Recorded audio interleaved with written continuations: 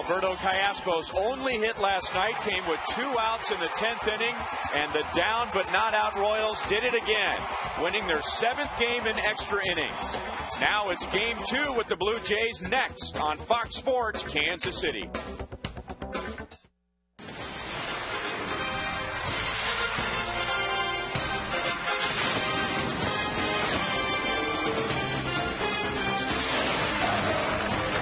Well, Alberto Callaspo ended the game last night, but it was Scott Besednik who got the 10th inning going, leading off with a triple and then scoring the game-tying run. And now with a win tonight, the Royals could turn a 6-game losing streak into a series win against the Toronto Blue Jays. Hi, everyone. Welcome back to Kauffman Stadium. I'm Ryan Lefevre with Royals Hall of Famer Paul Splittorff, and the Royals still have a ways to go to get back to the 500 mark, but they are playing a lot of close games. Last night was their 32nd one-run game. That's the most in the American League, and they've won 7 extra inning games. Well, that's awesome. To get that done, you're going to have a really solid bullpen, and clearly that's one of the big improvements this club has made here in 2010. And the success in the extra inning games goes all the way back to the Royals' first victory of the year. Yeah, against the Detroit Tigers. I mean, Rick Keneal and Keel ends up doubling the ball into right center field, and ends up getting Willie Bloomquist home right there. So the Royals off to a good start. You built some confidence early on by winning some of those late games. Then it was on to Cincinnati on the road. Uni Betancourt, he ends up a base hit up the middle. That gives a base hit home for Billy Butler. The Royals score late in that one to go ahead and take a win late in extra innings. In Anaheim, the first-place ball club at the time, and yet with Bloomquist in there, he seems to be in the mix a whole lot late.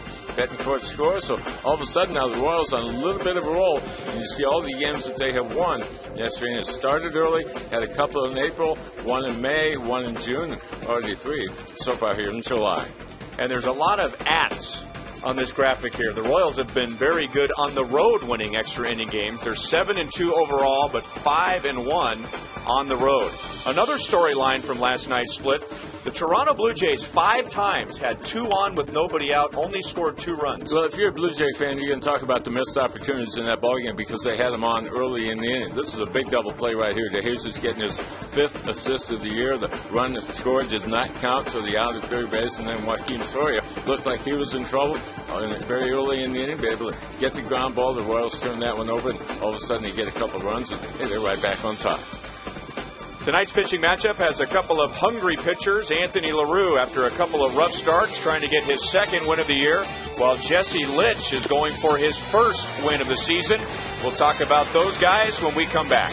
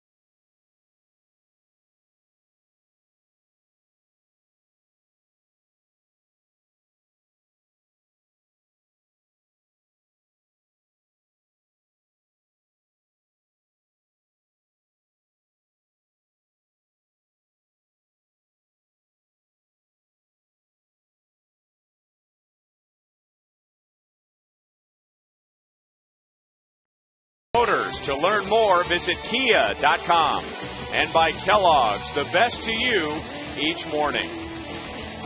Well, he didn't get a win last night, but the Royals got a very good outing from starter Kyle Davies. And tonight it's Anthony LaRue. He's had problems with home run split, and he's going up against a team that's hit the most home runs in the major league. Kind of interesting year for him. His best ball game was against the Chicago White Sox here. His worst ball game was on the road against that same ball club. Did not get anything going early in the game. He had the ball up in the strike zone. The White Sox jumped all over him early, got him out of the game early in a route win. But again, that was a fill-in start. He was filling in for Zach Greinke, so a little bit unsettling for him early on. But his best ball games have been here in Kansas City. That's where he finds himself here tonight. And the lineup he will see tonight, presented by M&I Bank. It'll be John McDonald at shortstop. Yunel Escobar, who hit a 2-run home run last night, was hit on the hand late in the game, so he is out. It'll be McDonald at shortstop, and that's the only change from last night. Right-hander Jesse Litch is 0-4 this year, but he has pitched some of his best games against the Royals. A 1.19 career ERA against KC. It's the Royals and the Jays, and the first pitch is next.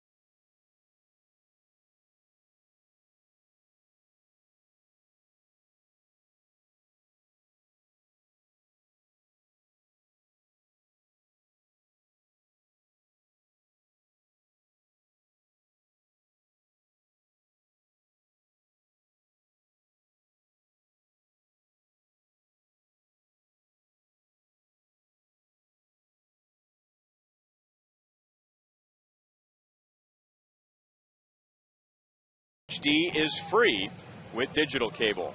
And Royals baseball comes to you dry, at least for the time being. With more on that, let's go down to the Royals dugout, and here's Joel Goldberg. Well, Ryan, right now as the Royals take the field, all is well down here. It's nice and dry. Now there's a bunch of mud and rocks that have blown through here. There was water in the dugout before, but that has dried out for the time being. I know everyone around the Kansas City area has had their fill of rain this afternoon. From 5 to 6:20 here at Kauffman Stadium, they received about 1.8 inches of rain. I was talking to Trevor Vance, the head groundskeeper, and asked him about that, and he said, as of right now, I asked him how the field is. He said, we will find out. As for the rain, and if we're going to get any more, he said it is all around us, so it'll certainly be a threat throughout the night, guys. All right, thank you, Joel. Anthony LaRue making his first ever start against the Toronto Blue Jays, and here's the Kia report. Needs to pitch with confidence here tonight. Fortunately for him, it's a week and a half since his last outing on the south side of Chicago, where he got roughed up big time. Secondary pitches are going to be big for him tonight. Changeup is a good out pitch for him. The curveball is very good. Don't get in trouble with the fastball. Don't let the home run be the big story here tonight. It was his last time out against Chicago. Don't want it to happen here tonight. A contact pitcher, and here's the defense behind him tonight, presented by Suzuki, Pasednik, DeJesus, and Meyer, the new father, in right field. Cayaspo, Betancourt, Aviles, and Butler. And it's Jason Kendall, who is coming up on 800 innings behind the plate.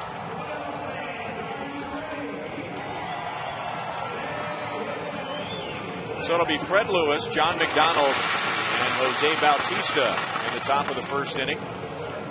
Anthony LaRue has not pitched in 9 days. He took the loss on July the 11th at Chicago, gave up 4 home runs in 2 2/3 innings. It was a 1-1 tie in the 3rd inning. And, you know, we've been talking a lot about runs and innings with 2 strikes and 2 outs. A 1-1 tie split, you remember this. 3rd inning, 2 outs, nobody on, 0-2 on Alex Rios. He hits a home run, and that was the beginning of a 7-run inning. All of a sudden, he got into a stretch run where he couldn't get anything out of the middle of the plate. The fastball was in the middle. The breaking ball hung up there and just spun in the middle of the zone. The changeup was in the middle as well. It was either out of the strike zone or in the middle of the plate. Just an awful place for a guy like him to be in.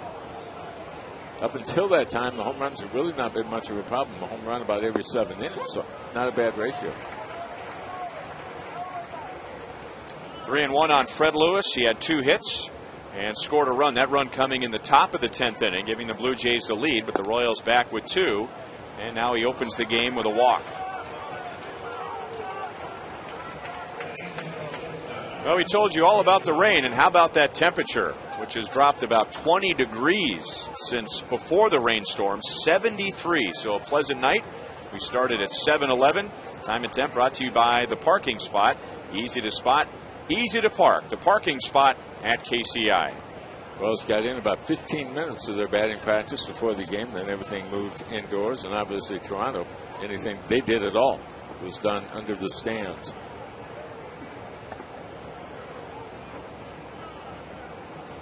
Ten stolen bases for Fred Lewis. And that's about 1/3 of the Blue Jays stolen base production. John McDonald starts at shortstop. You know, Escobar hit on the wrist last night by Kyle Farnsworth. He was in the lineup again, Escobar was, but then scratched and replaced by McDonald. We talked last night, Toronto does not do much as far as moving a runner, but this could be a time where they might do it. They have speed at first, and McDonald in the lineup tonight handles the bat well. With bad weather all around us, getting on the board early would be a premium for either one of these ball clubs.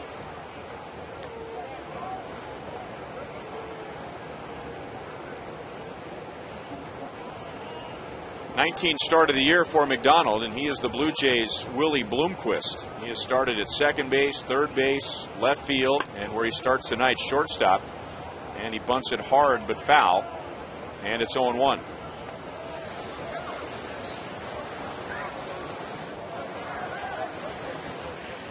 .32 stolen bases for the Blue Jays as a team. Keep in mind, Scott Pasednik has 25 by himself. And Fred Lewis has 10 of the 32.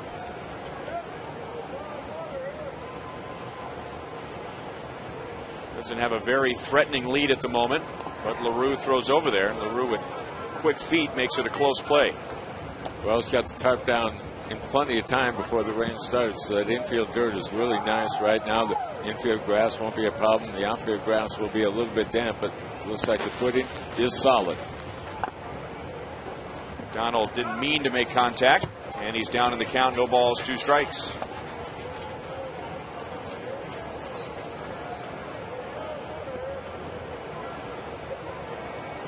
This is start number 6 for Anthony LaRue as he fills in for Luke Hochevar, who's on the disabled list. And all signs positive and moving forward for Luke.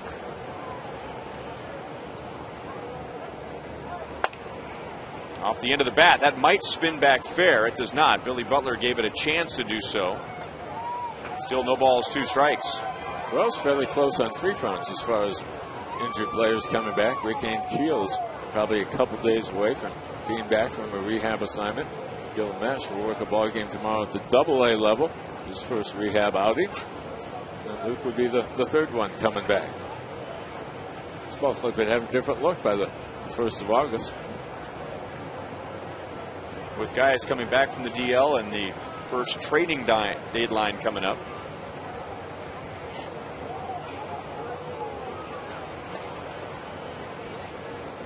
Luke Hochevar, for the moment, is on hold.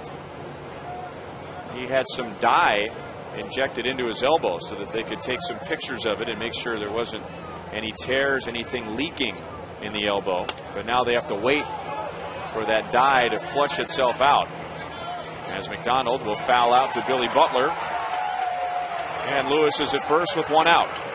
It could be a good sign right there. McDonald's a very good contact hitter, and he didn't get much to offer right there. Hit a couple balls he squibbed off the end of the bat, and he saw a number of offerings from LaRue. LaRue moving the ball around. He knows he wants to stay down because he's got good sinking action on a fastball, but got that one in on the hands a bit, just in below the trademark. Harmless little pop-up in foul territory. Trading deadline you mentioned, at least 5 different teams represented here tonight.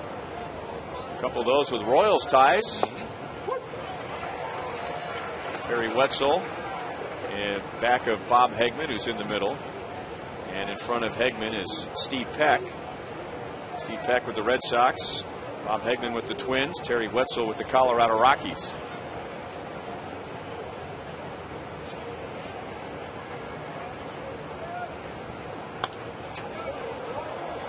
No balls, 2 strikes on Jose Bautista. 2 for 5 with an RBI. Now, he does lead the major leagues with 25 home runs, but look at the number right below that, 59 RBIs. And the number I like to look at, Split, when the hitter has a high number of home runs, it doesn't seem to have the RBIs to go with it, is to see what they do with runners in scoring position. 1 ball, 2 strikes, and Bautista, with all those home runs, with runners in scoring position, is a .238 hitter. Yeah, not the kind of hitter that you'd like to have with the men on in scoring position. He's also a guy that didn't hit in the middle of the lineup all this season. He was down even into the lower 3rd early on, so he was kind of a utility bounce around guy. They weren't looking for all that much out of him. Certainly happy with what they got in the first half. He was at the All-Star game, was not invited to the home run hitting contest. How's that possible? He said he was a little bit surprised by it, but how can you not have the leading home run hitter in the American League and not being a participant? Lays off a pitch down, and it's 2-2. And if you'd seen David Ortiz in the month of April when we did, you would ask yourself, how did he get invited? And he's putting up big numbers now. In April, I don't know if he would have been invited to a home run hitting contest at the Little K. I saw him in spring training. At that time, you'd wonder if he'd make the team. Got off to a similar kind of start in 2009. April was a tough time. In fact, he didn't do much at all the first half, but ended up with a solid year overall.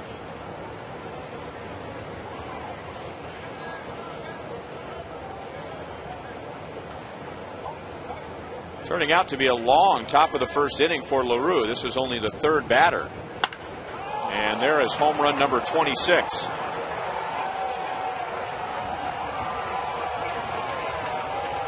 So he wasn't invited to the home run hitting contest during the All-Star game, but all season long it's been a home run hitting contest for Jose Bautista.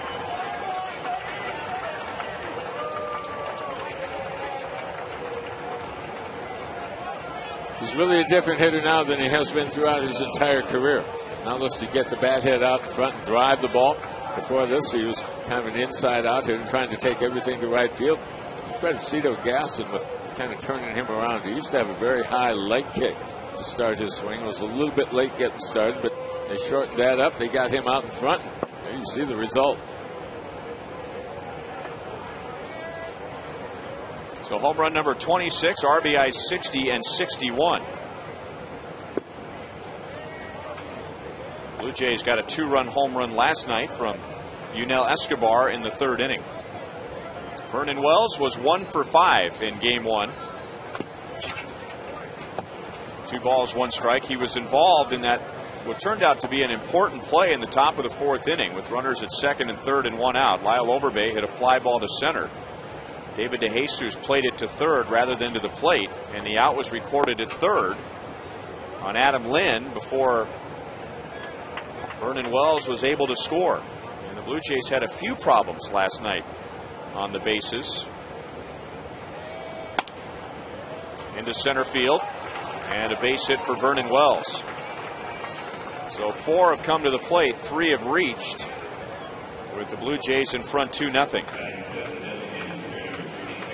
First inning really important for LaRue, a guy who might be lacking in confidence a little bit. You'd like to have a good first inning just to get your feet back on the ground, to remind yourself, hey, I am a quality guy. I can get through the Toronto Blue Jays, a power hitting team, but this is the last thing you wanted, is a wacky top of the first for the Royals.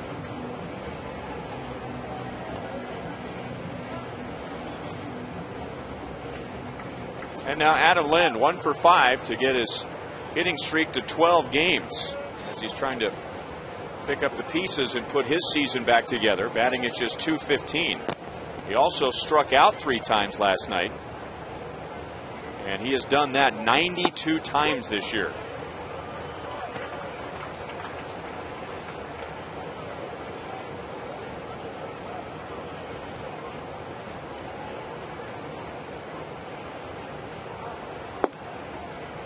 One ball, 1 strike. Adam Lind is a homegrown Toronto Blue Jay, taken in the 3rd round of 2004. And last year, the designator hitter of the year. Down to the count, 1 ball, 2 strikes. The winner of that award is called the Silver Slugger Award, and if you get the Silver Slugger Award for designated hitters in the American League, you know you've turned in a big-time campaign. 35 home runs, 114 driven in. Coming off a year we had 9 home runs and 40 RBIs. And he strikes out for the 93rd time. That's the 2nd out of the inning. So I guess what you're saying, that would be the equivalent of who wins the Gold Glove at shortstop. Well, absolutely. Yeah, you're going to have a good one. Jays get themselves out a lot. They're big-time power hitters. They're aggressive at the plate. If you can get ahead in the count, many times you can expand that zone. Down and away, up and away, always good. 25th pitch of the inning is outside to Aaron Hill, another Jays hitter who's having an off year after a career year. 1 for 4 last night with a run scored. He is hitting at 195.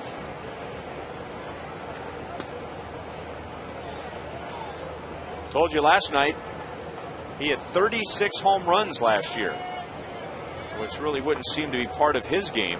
That was more home runs than his first 4 years combined. Also drove in 108. They're just happy to have him back.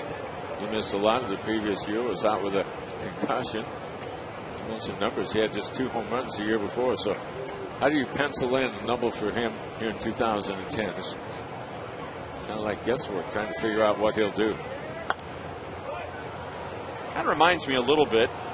Remember, Brandon Inge, to me, seemed to be more of a complete hitter. Then he had that 1 year where he hit all those home runs, and from that point on, his batting average has never been the same. Omar Infante had a year like that, kind of a line drive guy. He hit some home runs. The next year, he really dropped off. Pulled foul off the left field line, and it's still 2-2. And the next pitch from LaRue will be number 30 in the inning. I remember Aaron Hill hurting our ball club on balls up and out over the plate. Surprising power from him, if not home run power, gap power, getting doubles and maybe triples. And when you think Brandon Inge, I think of a guy who was very quick inside. Looked like you could maybe tie him up, but you go ahead and go inside. He's already opened up, and almost like he knew the ball was coming. But both guys have had a lot of luck against our ball club.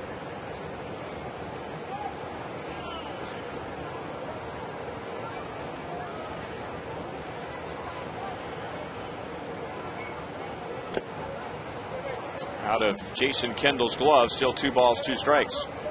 Aaron Hill did have a season 3 years ago where he hit 47 doubles. So the power didn't completely come out of nowhere last year. It's just that some of those doubles turned into home runs. He was Toronto's first-round pick in 2003 out of Louisiana State. And he's still stuck at 2 balls and 2 strikes.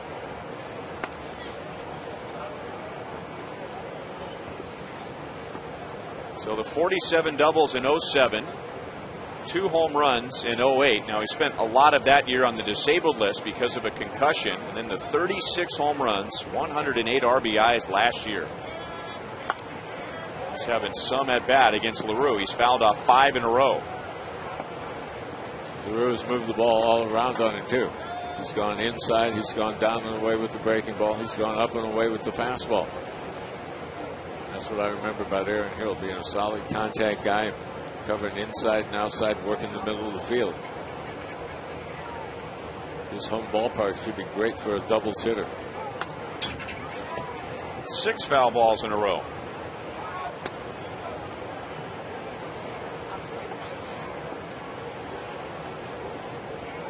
Because of the concussion in 2008, the numbers that Aaron Hill put together last year made him the American League Comeback Player of the Year. Strikeout. And as soon as Hill leaves the dirt, he's out. Kendall throws down to first anyway, and the inning is over. The Jays come up with 2.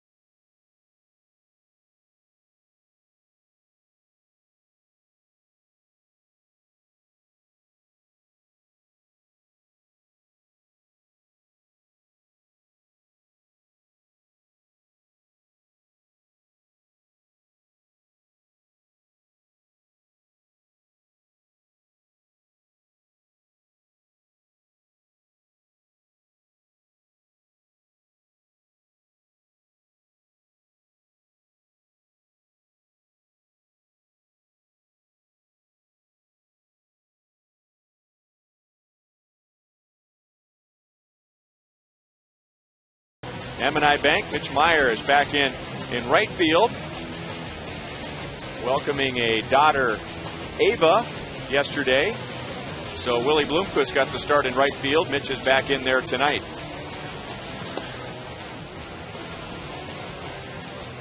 Facing Jesse Litch. And here's the Kia report. 25-year-old right-hander, still working his way into shape. This is just his 7th start. He's one of the surgery guys from April a year ago. Sinkers are really solid for him. Look for him to lean on those a lot. And command should return. Command is always the last thing to come around you. Many times to get your velocity back before you get real good command of both fastball and breaking ball. But he'll need some more innings probably before that happens. Has been tough on the Royals in the past.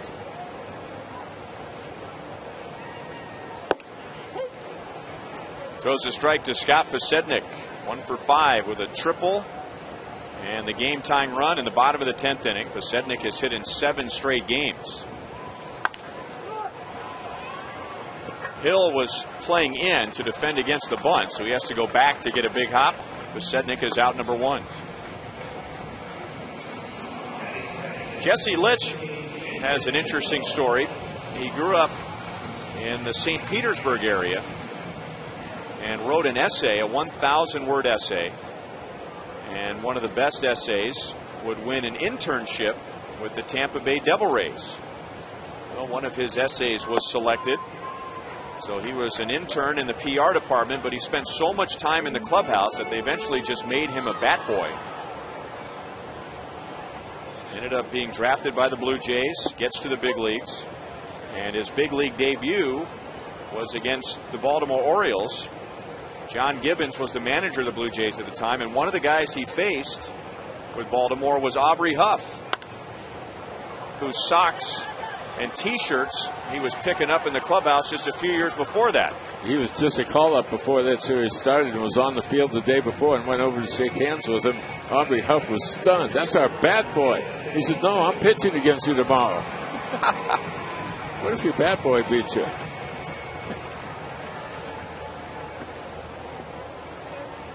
Gibby was saying before the game that when he made his debut, he was called up from Double-A, so he totally jumped over Triple-A, and he pitched into the 9th inning in a 1-run game, got 2 outs, walked a batter, and Gibby said, I can't let this kid lose the game, so they brought on the closer who ended up getting the save. But you got to figure all that time in the big leagues around those guys took some of the awe out of the mix for Jesse Litch.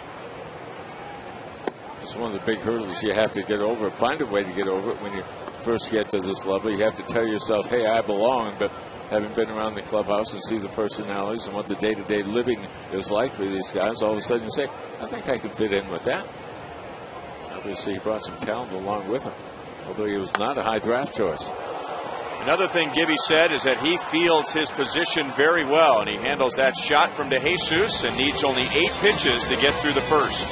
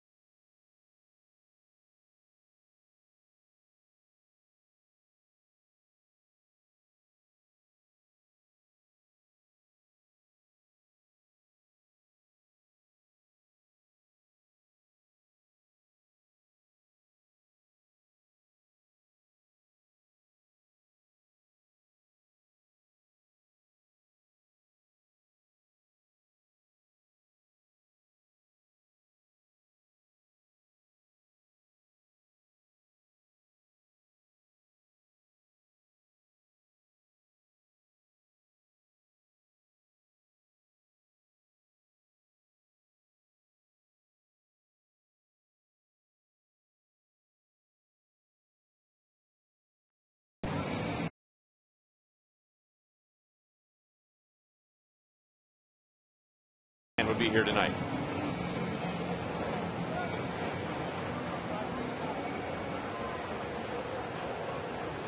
You can't beat fun at the old ballpark. He didn't like this week's edition. Didn't fit.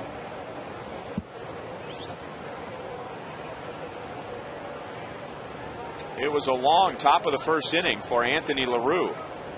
First, he gave up a 2-run home run to Jose Bautista, and then he threw 34 pitches.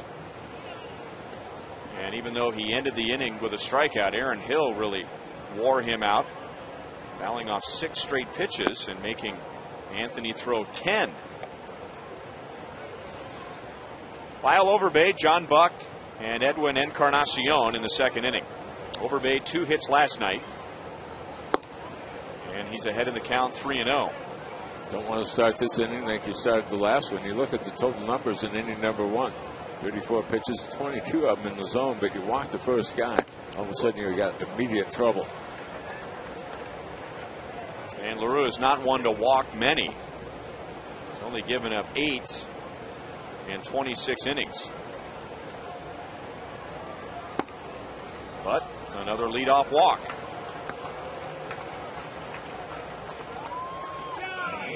This week on Big 12 Showcase, it's an early football preview as host Emily Jones talks Tigers with J.P. Rock of ShowMeMizzou.com and talks Nebraska with Steve Ryan of BigRedReport.com, part of the Scout.com network. Keep up with your Big 12 teams on Big 12 Showcase Friday at 5 p.m.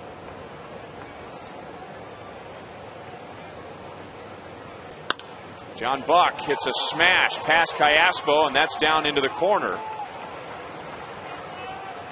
So going over to third base on John Buck's double is Lyle Overbay, and 2 runners in scoring position with nobody out. And that's Buck's second hit of the series. He has a 7-game hitting streak. Does he look like a different hitter to you? Yeah. To me, he looks like he's a product of their lineup. He sees everybody else aggressive and attacking the ball. He throws that bat head out in front and rips a low ball down and in, hits it up that left field line. So much more aggressive right now. Nothing against what he did here. You always knew it was there, but I think the fact that he's in with a bunch of other guys that really attack the fastball has helped him here so far in this year.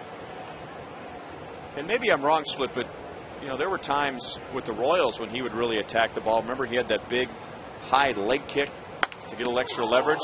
LaRue knocks it down. He may be injured and throws over to first base. Injured or stunned. It got him, I think, in the chest. So hopefully he just had the wind knocked out of him. Or maybe, no, he's grabbing his midsection. Wow. Ryan, you know it got all of them because he was stunned right away and didn't react to the ball. Most of the time the guy gets hit, he will react immediately to the ball. That's the thing that's on his mind the most. But you watch the way he was staggered after this. Turned around and kind of lost, didn't know where he was, and all of a sudden then he remembers, oh, the ball, it's got to be right here. And the fact that it did not care him one way or the other tells you it hit him square on.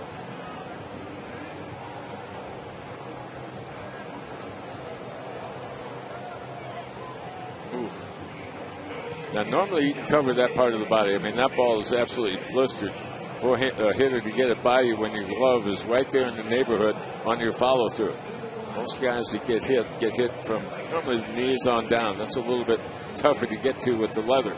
But when they get you in the midsection right there, your follow-through, your glove is going to be right there. And if you cannot react in time, you know they hit it right on the button. And he is reacting like he got the wind knocked out of him, which is such a bizarre injury. Well, he's going to come out. I was going to say, you know, you get the wind knocked out of you, and for a few moments you feel like you're going to die. But then you get your breath back, you get your senses back, and all of a sudden everything's all right. But the Royals aren't going to mess around with this. And Anthony LaRue is going to come out in the second inning. And, you know, he might be able to get through the rest of this inning on adrenaline, but there's no way you get hit that hard and don't have whatever portion of the body is tighten up the rest of the game, and now he starts altering his mechanics. Yeah, all of a sudden you got the trunk injury right there, and who knows what will break down after that. So good idea to get him out of here. Tough night for the bullpen. Now you have to have somebody come in who can string together 2, 3, maybe 4 innings. Remember, the Royals are in a stretch of games, so they're going to play 20 consecutive days. So this is something you don't want to have happen. And they're really actually 20 are starting guys. So our Chevy call to the bullpen, and Kanekoa Teixeira will have all the time he needs to warm up.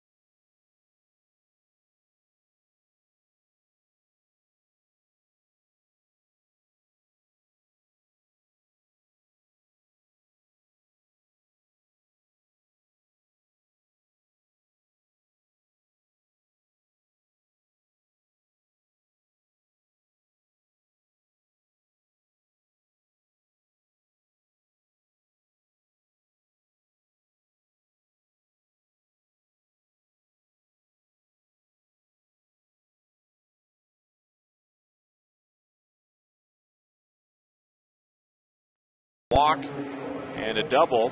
Anthony LaRue is out after a line drive from Edwin Encarnacion to his midsection.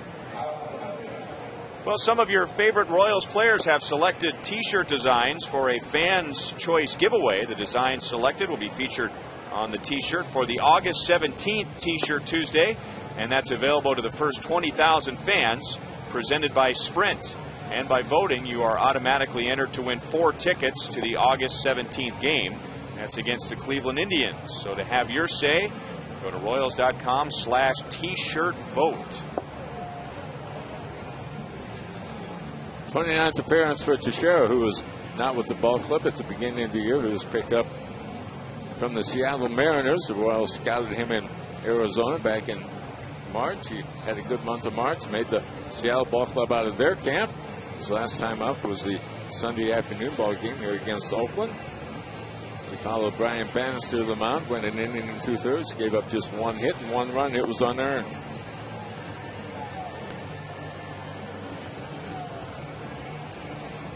Now he'll get all the time he needs to warm up because of the injury, so that gives us some time to take a look at tonight's Sprint. You call it. And with the Royals winning 7 games this year in extra innings, we ask you who's been the best in extra innings. Scott Podsednik, he got the inning started last night with a triple. Alberto Callaspo won it with a base hit. Kyle Farnsworth has won 3. And Joakim Soria has pitched 6 innings and has not allowed an earned run in extra innings. Text 432-432. The keyword is Royals, followed by a space. A, B, C, or D. Standard text rates apply.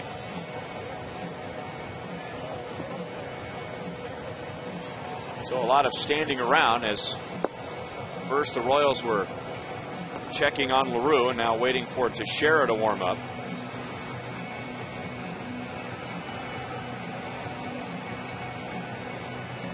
And now he's ready to go, so everyone back to their spots. And it's the top of the order for the Jays. So Lyle Overbay walked, John Buck doubled to put runners at second and third. The Royals got the out without anyone advancing, but it was a painful out, knocking LaRue out of the game. So it's second and third, 1 away. And Fred Lewis, who walked and scored to begin the game. 2 of the walks that LaRue gave up were to left-handed hitters. He was having a hard time getting his fastball on the plate to the lefties. The tailing Sinking Janssen was taking it off the plate, out of the strike zone for a ball. He walked both Lewis and Overbay. 1 ball, 1 strike.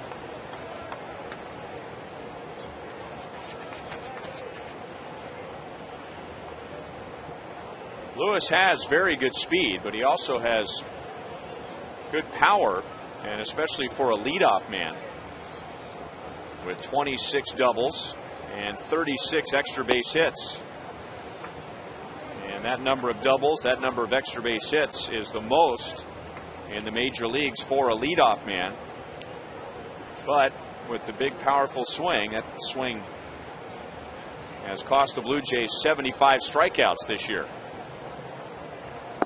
Because of all those strikeouts, his on-base percentage only about 340.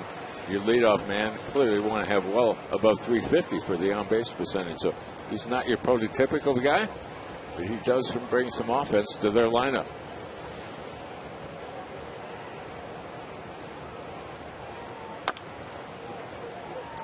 Chop foul, still 2 balls, 2 strikes.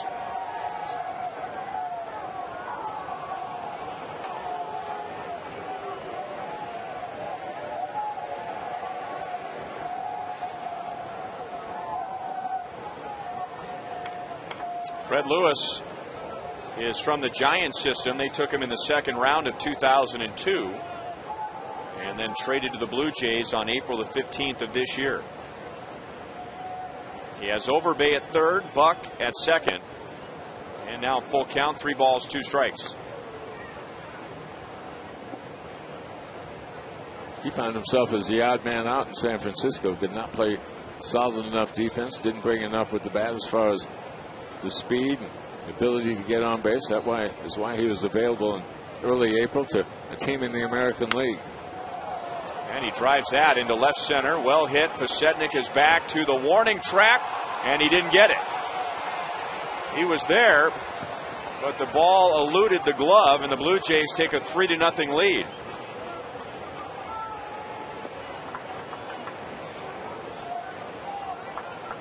Ryan, this ball really carried to left field. Now, a ball coming off a left-hander's bat is going to have some sideways spin on it. With the wind blowing out that way, that ball just carries and carries. And normally you see Pasetnik close on a ball. He was never able to close on that. Just drifted all the way to the warning track, and off the end of his glove, off the wall.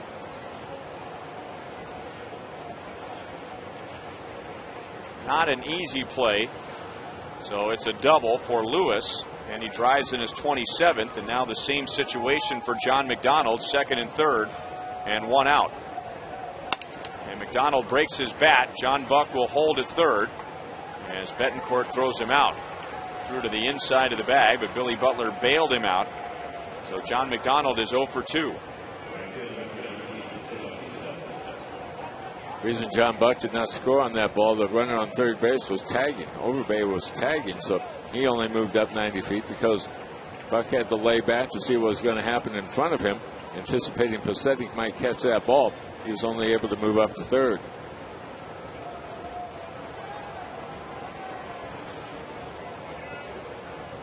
And that brings up Jose Bautista, who hit his major league leading 26th home run in the first inning off of Anthony LaRue. And Teixeira is going to pitch him inside, try to keep him from getting those arms extended. A no doubter to left field. It cleared the Blue Jays bullpen and up into the patio in front of the Royals Hall of Fame.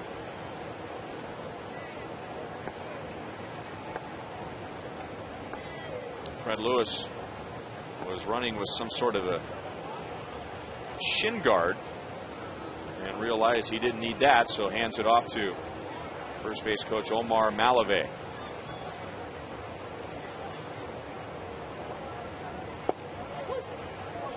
One ball, one strike. Jay's got a little bit of a look at what Bautista could be this year in September a year ago after he made that adjustment from Cito Gaston to get out in front and attack the ball a little bit better than what he had. He had 10 home runs the final month of the year last year. So he got a little bit of a look what he could be. And a well-placed ground ball up the middle will score a run. Aviles throws back to third, but Lewis is there. So Bautista with an infield single scores John Buck. And now the Jays have scored 2 runs in each of the first 2 innings.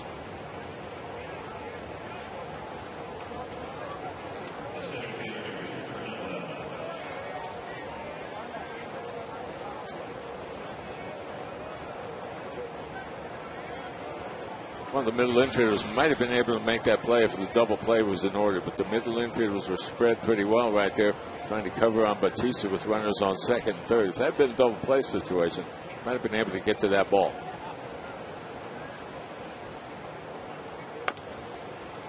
Wells fouls it off of his foot. He singled to center field first time up.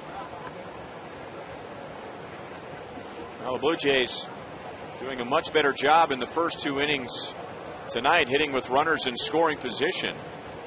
They had 13 hits last night, but just 3 out of 16 with runners in scoring position. 13 hits, but only 4 runs. 0-2 to Wells.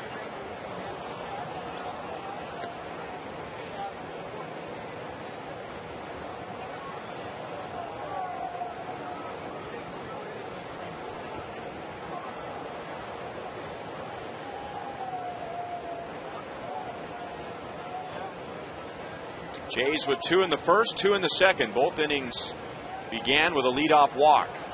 And if Teixeira throws over to first, the runner is picked off.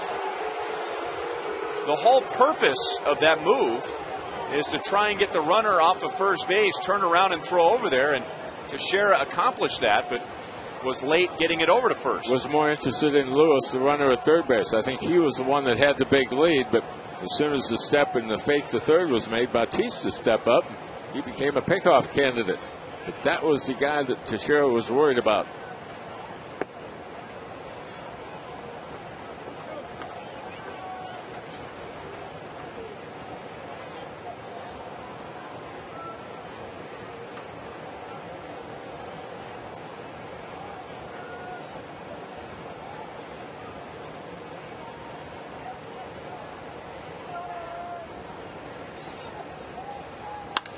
And now Wells into left center, got it down around the end of the bat. And DeJesus is there for the final out. Blue Jays get 2 more in the second inning.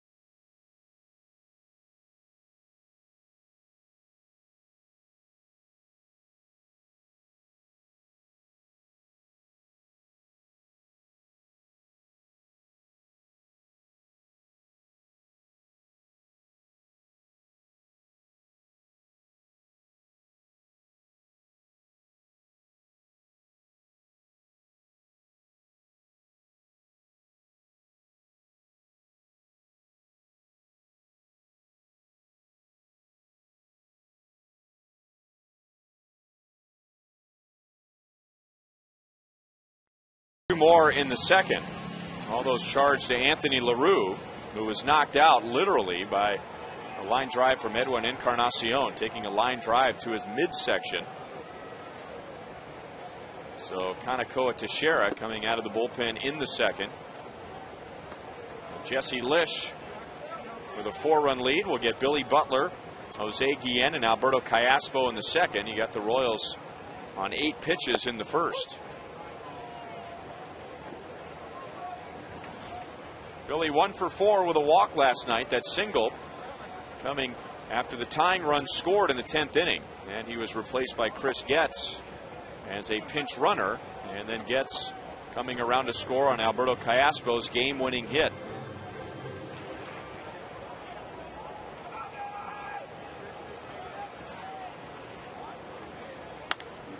Hit hard, one hop, and Encarnacion went down for it, and then he had to reach up over his cap and throws out Butler. Well, against Billy, everybody in the infield can play well back. He is no threat to put down a bunt, so go ahead and play deep. Figure he's going to hit a line drive somewhere. Get down low so you can see that hop into the glove.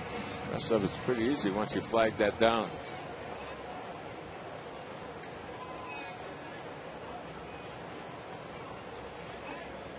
Now Jose Guillen.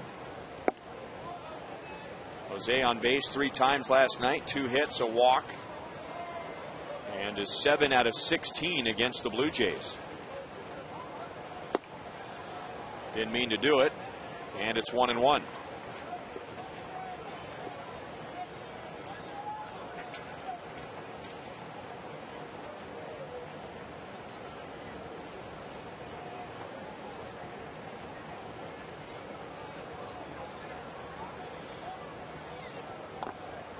Tied him up again. Rose is seeing some 4-seam fastballs here tonight. Normally when you think about this right-hander, you think sinking fastball, good curveball, and an outstanding changeup. But in 2008, before he had that elbow problem, he went to the 4-seam fastball a lot. The velocity was up, and he was eating up right-handed hitters in on the hands. Showing some of that here tonight. Just missed with the breaking ball. And every now and then when he raises his right arm up above his head, you can see that big scar from the Tommy John surgery in 2009. Early in 2009. Guillen is out on a fly ball to right field. So 2 down and back down to Joel. Guys, Alberto Callaspo coming up, and he told us after the game last night he'd never experienced a walk-off before, but there was someone in the dugout that predicted it. Brian Pena, a pitch before it happened, turned to manager Ned Yost and said, "This guy's really clutch. I've seen him do it. We were teammates in the Dominican." And then sure enough, it ended up happening, and Brian Pena was going absolutely nuts. He was delirious over it, and then he said, "I realized, wait a minute, I'm going crazy here with my manager. I better stop doing this." And asked Ned Yost about it, and he said, "Yeah, he about ripped my leg off." But he did predict it, guys. Is he a great teammate or what? For as little as he plays, and he's in a situation where the starting catcher plays so much. Brian Pena has 29 at-bats this year. This is game number 93. But still has that enthusiasm every day. He has the toughest job on the 25-man roster right now. Tough to stay ready to play when you don't get to play. And right now he didn't get to play. You know, most of the time a manager will find a way to get a guy into some games that will help him stay on top of his game to where he can help the ball club. But the way it's set up here with Jason Kendall catching every day, he really didn't get the opportunity to get in there much at all. And Ned does work to get him in there from time to time in a blowout game one way or another. Maybe get him in the bat, maybe get him behind the plate for a couple innings. Tough to do when you got an everyday guy.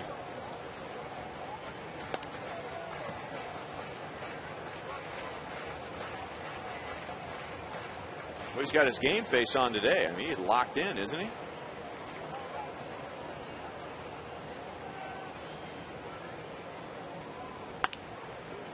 Chopped over the mound. McDonald runs up. And it's 2 easy innings for Jesse Litch, pitching with a 4-0 lead.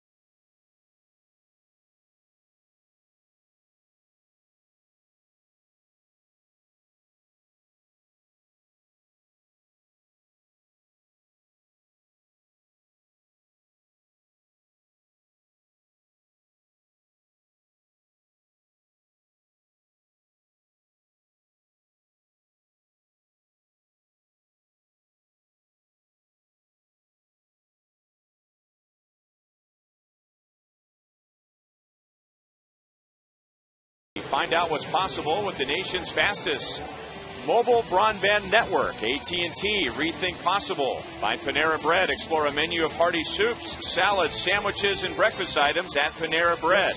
And by Chevrolet. Come see for yourself why 1,000 people a day are switching to Chevy.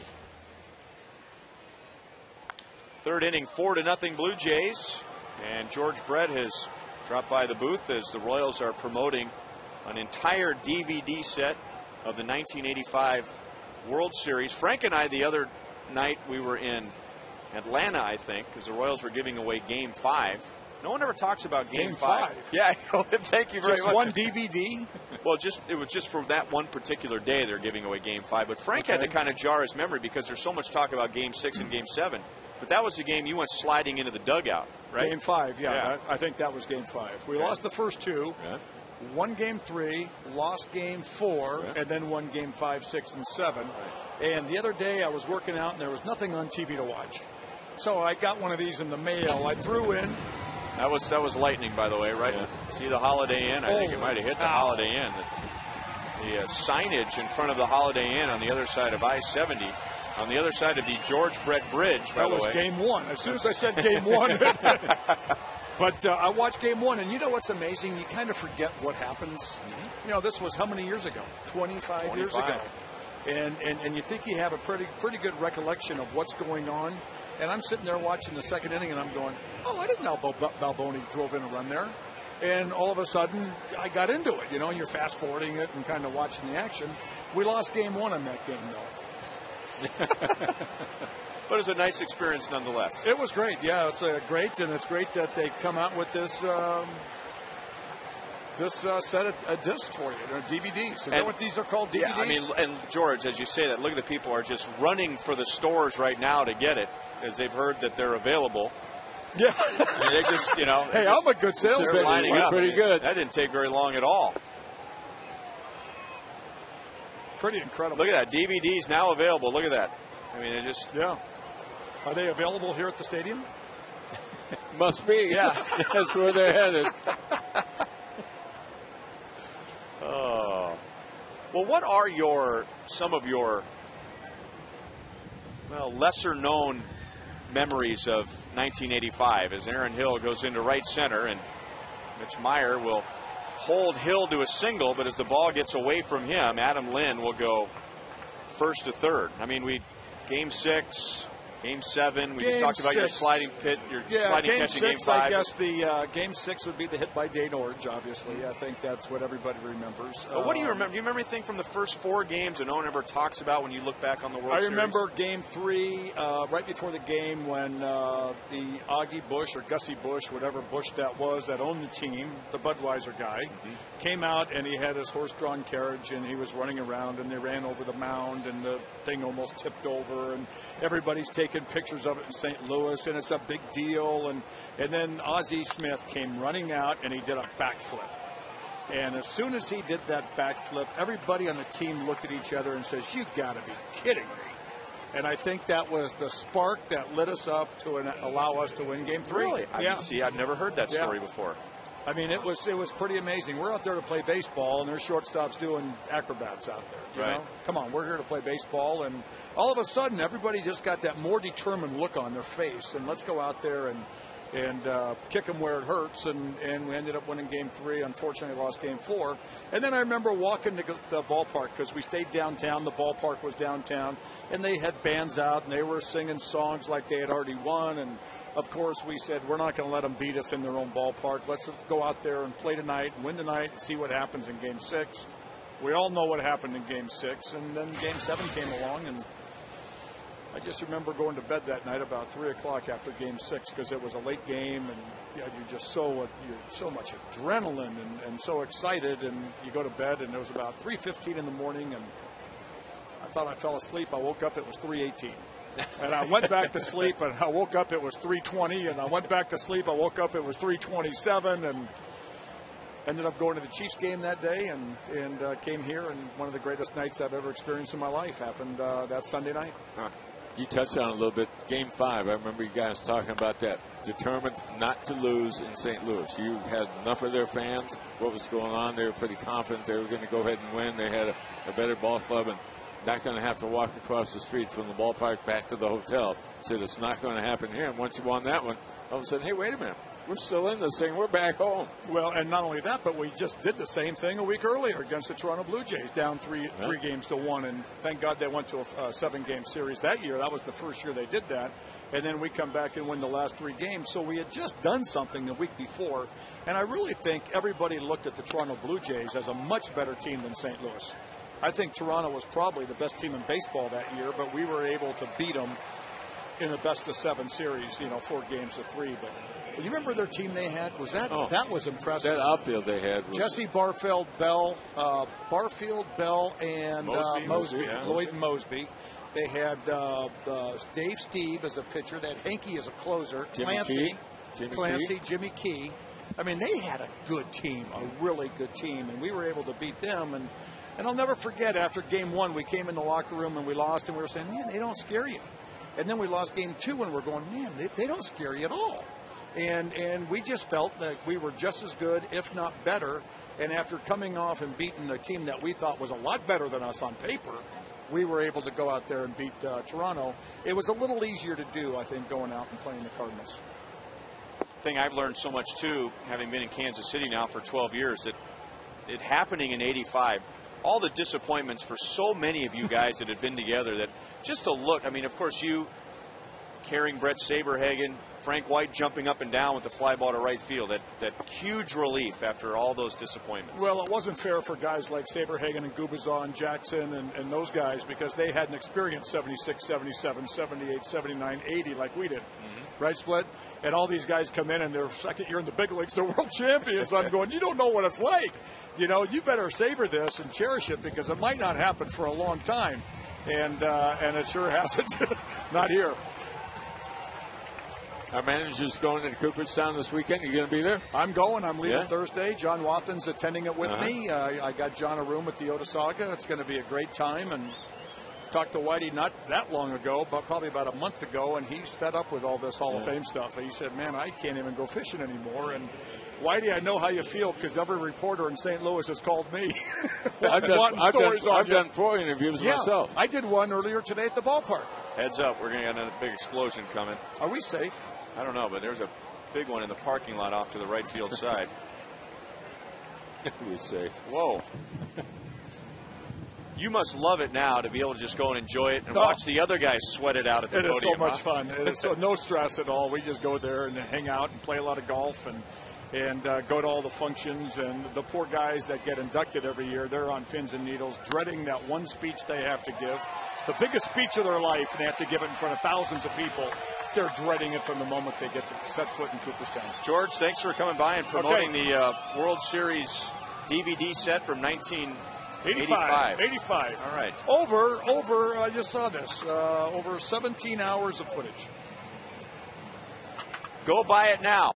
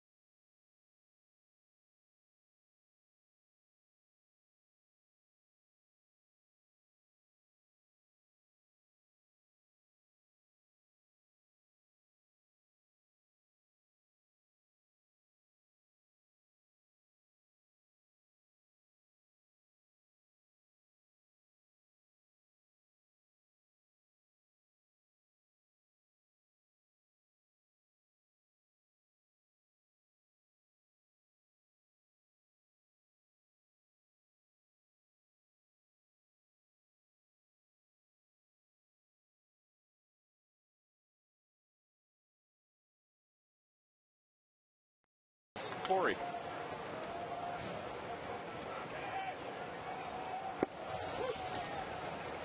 Toronto Blue Jays with 2 runs in the first inning, 2 in the second, and 2 more in the third. So Jesse Litch, who has retired the first 6 he has faced, has a 6-run lead, and now he's going to retire the first 7 as Vernon Wells retires Mitch Meyer, and there's 1 away in the third inning. Dusty Boatwright of Independence, Missouri, was named the 2010 Royals Father of the Year by the National Center of Fathering. Dusty, the father of 4, advises fellow dads to pick your battles, listen more, and be patient. Do you think that's good advice for me, Split? Pick my battles, listen more. Pick them all. Okay, listen more and be patient. In that order? I think you're 0 for 3, aren't you? I don't know. That's what the Father of the Year's advice is. Aaron Hill throws out Mike Aviles. So Jesse Litch pitching exactly the way Cito Gaston would like to see him pitch, with a big lead. Yeah, pitch fast, throw strikes, and let your defense go to work with you. Nothing to be all that fancy about right now. Just getting it all done. The Royals in the third inning with 2 outs, still looking to get something going offensively.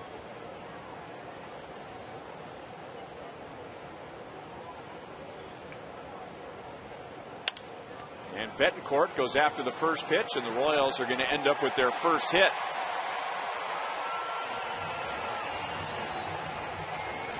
And down 6-0, swinging at the first pitch and hitting it off the end of the bat. He better have ended up with a base hit. Here's the pitch location, brought to you by Chevy. And the way he's acting at first base, even on a warm night, I think this one hurt the hands a little bit right on the end of the bat.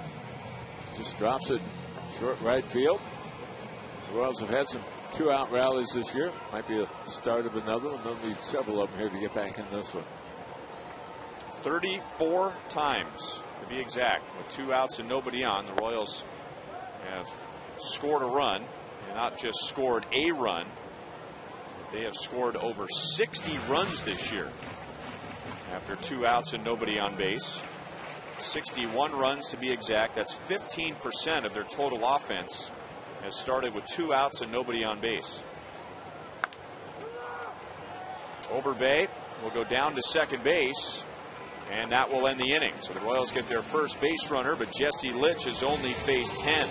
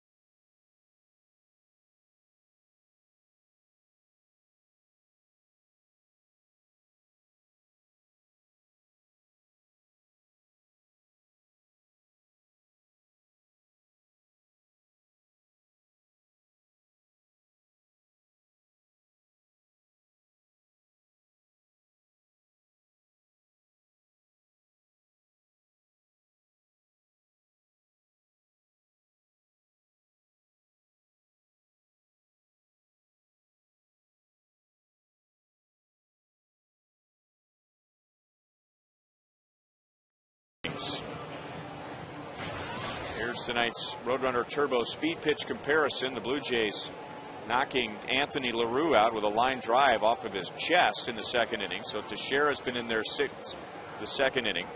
He's hit 94. Litch has hit 92. You can double your speed with Roadrunner Turbo from Time Warner Cable. John McDonald, Jose Bautista, and Vernon Wells against Teixeira. LaRue has given up 4. Teixeira has given up 2. Well, still trying to retire the leadoff hitter for Toronto.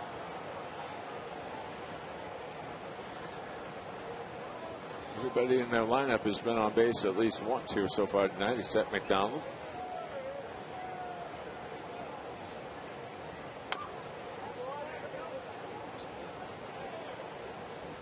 And a couple of tough outs for him after Fred Lewis opened the game with a walk. Number 2 hitter, usually a good contact hitter, fouled out to first, so unable to advance Lewis. And then with runners at second and third and 1 out in the second inning, grounded out to short and did not advance the runners. He's down in the count here, 1 ball, 2 strikes. Just to get an idea how good a player McDonald is, they've got him signed up for a couple years. Normally, a utility man will be year to year on his contract, but not so with McDonald. He signed up to 2011.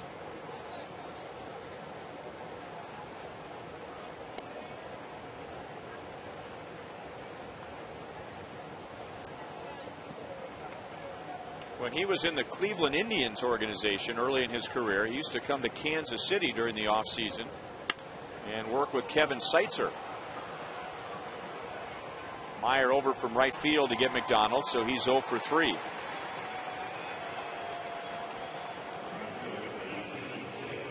Here's tonight's league leaders, brought to you by your Kansas City area Toyota dealers.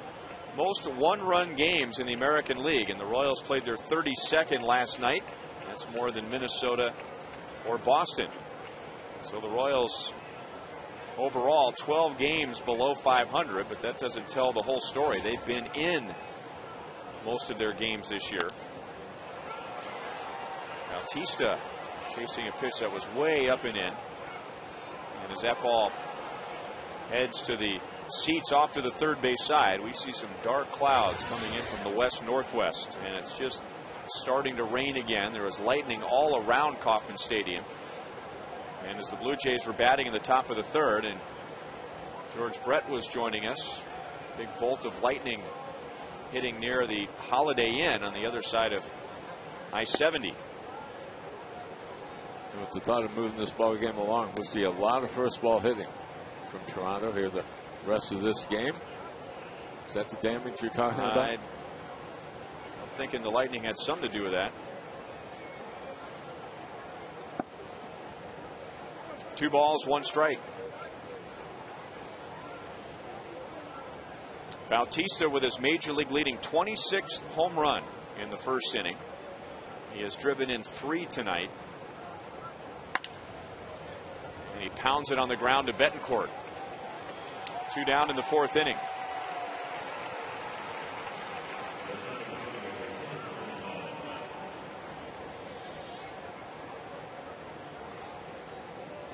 Before the inning began, remember the Royals grounds crew came out to have a chat with home plate umpire Brian Onora, who's the crew chief. And right now there is no sign of the grounds crew behind the tarp, so rain isn't just around the corner, but umpire getting an update on the weather situation. And then Brian Onora immediately went over to the Blue Jays dugout and had a chat with Cito Gaston.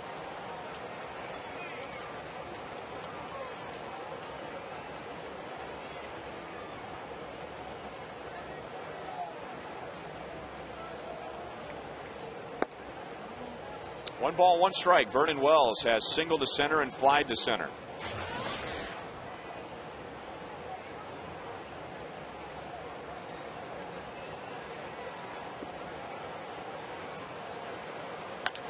Now raining a little harder, and fans running for cover as Vernon Wells is thrown out, and the Blue Jays go down 1-2-3 in the 4th inning.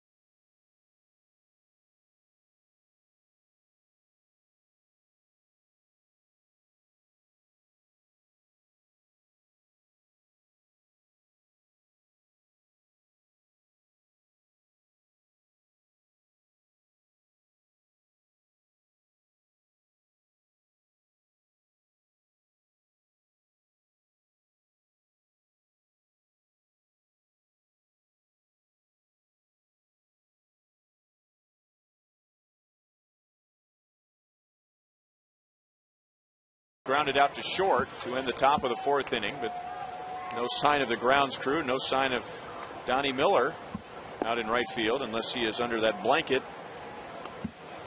So apparently this is just going to be a passing shower. Justin Scott of the Royals grounds crew out there to talk with Brian Onora again, so they're going to play through it. 6-0 Blue Jays. They were held scoreless for the first time tonight in the top of the 4th inning. And meanwhile, Jesse Litch with 31 pitches, pitching with a big lead, and that's the Royals' 2nd hit of the night. Bautista grabs it before it goes into the corner, and Jason Kendall is 1 for 2. Well, Split, brush up on your Van Halen and break out your bandanas, because it's special hairband theme of Ink College Night on Thursday, July the 29th at 7:10. So high school and college students get select tickets for $7 and a costume and trivia contest for a chance to win great prizes. It's Buck Night as well. Hairband Night. Split. I think I lean on the kids for a little help on that. David DeJesus into right field. So the Royals picking up on with the rain, and Litch pitching with a big lead that he's coming out throwing strikes, and the Royals have back-to-back hits. And with that in mind, the Royals should have something to handle first pitch. Every guy up there got men on base. You're right part of the batting order. You can get right back in this. They're trying to go down and away, but that ball stays in the middle half, and just barely on the inner half. Well up, and David jumps all over it. So that's the start they've been looking for all night.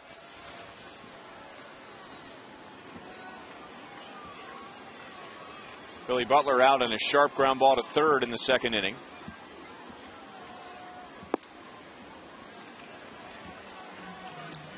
Royals have had a tough time with Jesse Litch. They have beaten him once in 3 tries. But overall, his ERA is 1.19 against the Royals, and that goes down with 3 scoreless innings tonight. So he'll come into this ball game confident, but if you're a Royals guy, you look at that ERA and say, well, it's 6.5 per game.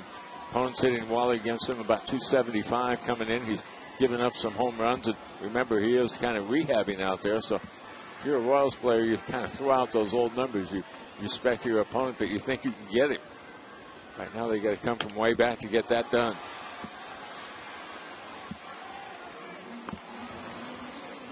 In 25 2/3 innings against Jesse Litch, the Royals have scored 3 runs, but that was the pre-Tommy John surgery.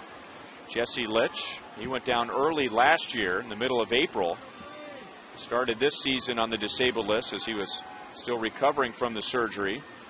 And tonight is just his 7th start. 2-2 on Billy Butler. They're in kind of a spot with him right now. I know he's rehabbing a little bit right now. They want him on their roster, but if they were to do a depth chart right now, he would probably be the number 6 man in the rotation. They've got a really solid frontline starting staff, and their AAA team is in Las Vegas. They don't really want their guys going there because of the climate and the way the ball carries. It's really tough to develop pitchers, so they're almost forced to try to keep him, even though he's probably not in their top 5. You might see the scar there on that right elbow. They've done wonders with the medical teams and what they can do as far as transplanting that ligament. But it still leaves a little nasty scar.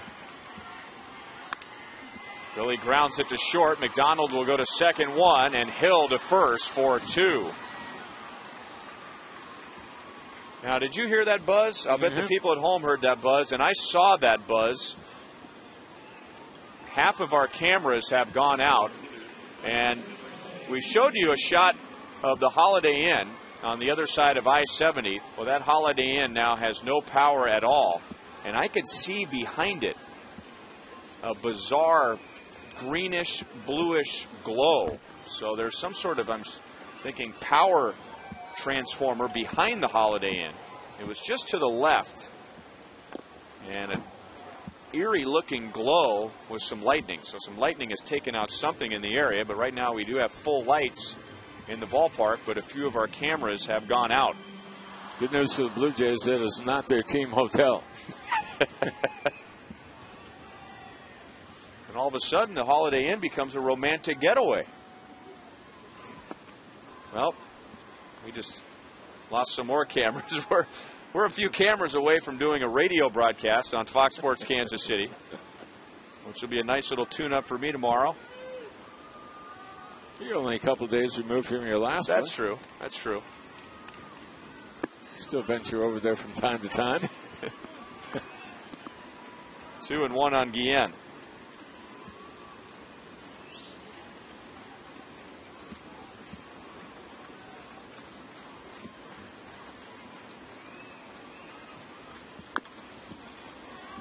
Two balls, two strikes. So a promising start to the inning for the Royals after getting one runner in the first 3 innings, back-to-back singles, but Billy Butler rounding into a double play for the 22nd time this year. So the only man left standing is Jason Kendall at third base. And there are 8 ground ball outs in this game already by Royal hitters. So keeping the ball down, keep it on the infield. Any base hit you give up, you want to hold them to one base at a time. Reaching, and Guillen fouls it away.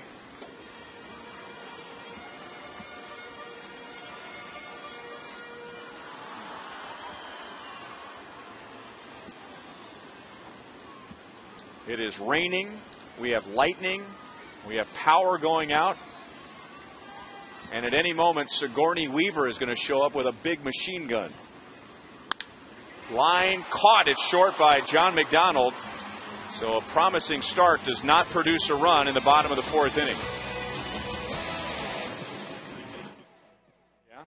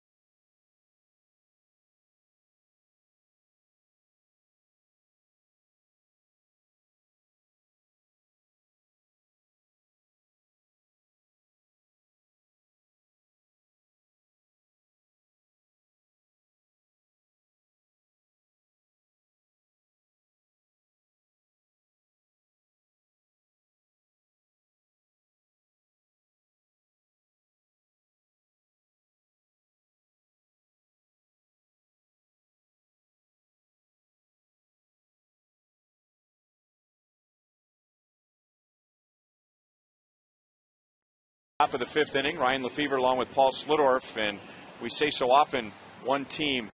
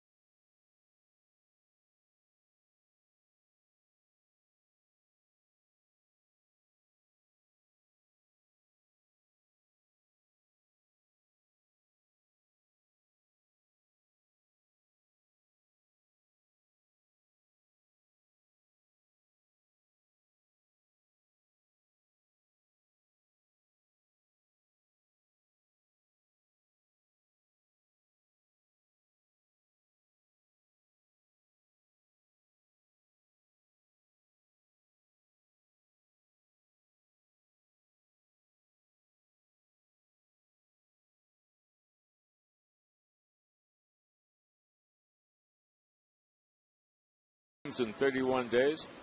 The real must of that part is that starting pitching has to get the job done. If they don't, you find yourself in a position where you don't send a rested arm out there at all. John Buck 1 for 2. Doubled and scored a run in the second inning. The Blue Jays got 2 in the first. Bautista hit a 2-run home run, his 26th of the year. And Bautista and Lewis driving in runs in the second. Overbay and Encarnacion driving in runs in the third.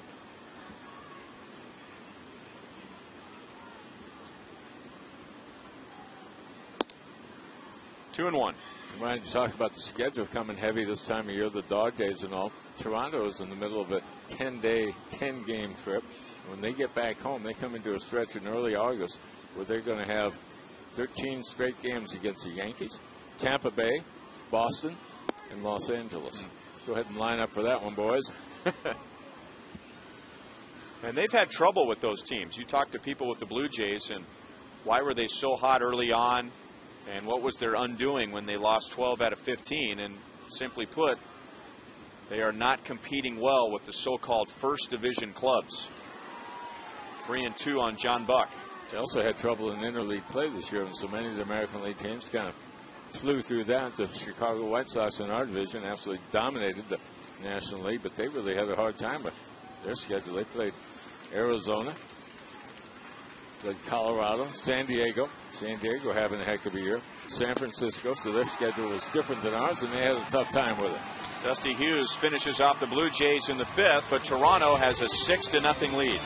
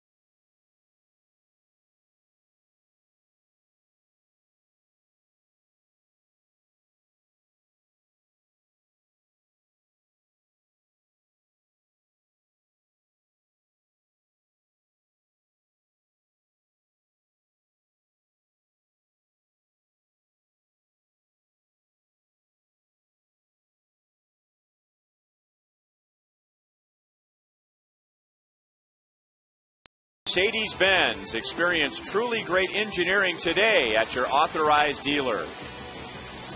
And by Salt in theaters July the 23rd.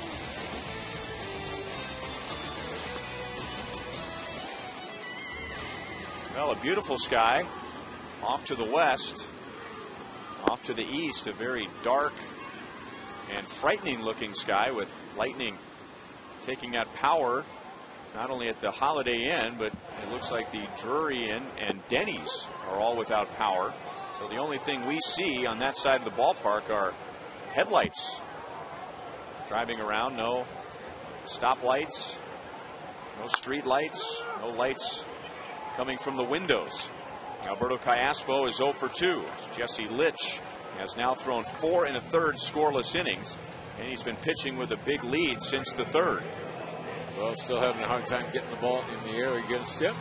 Lights might be coming on across the street there. The lights still off at the Fellowship of Christian Athletes building across the highway. We're at least on the right side of the road.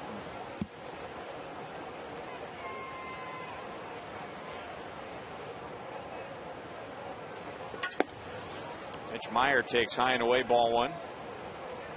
Kevin Schenk tells me that we have all of our cameras back. For a while, the power outage in the air had knocked out some of the power from our cameras. We're back to 100%. Power was off in center field before the ball game. The pregame show, the Hy-Vee Royals Live, was here in our booth instead of out at Rivals. Rivals is operating right now.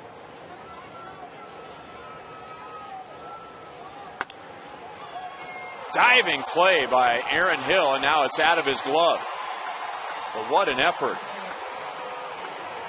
So Mitch Meyer is 1 for 2.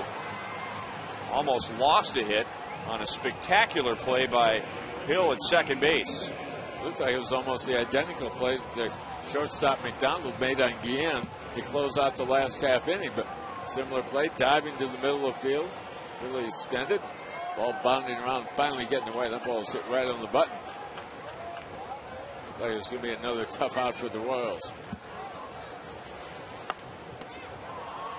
So Mitch Meyer has his first hit as a new father. His wife Carrie giving birth to Ava Lynn yesterday. David DeJesus was so hot after the birth of his son. Now their lockers are right next to each other in the clubhouse. Hope David is passing along the tip. That's hit hard into left center, but Vernon Wells cruises over to make the play. Well, Mike Aviles is 0 for 2. And then how about Scott Pasednik when baby Nixon was born a few weeks ago?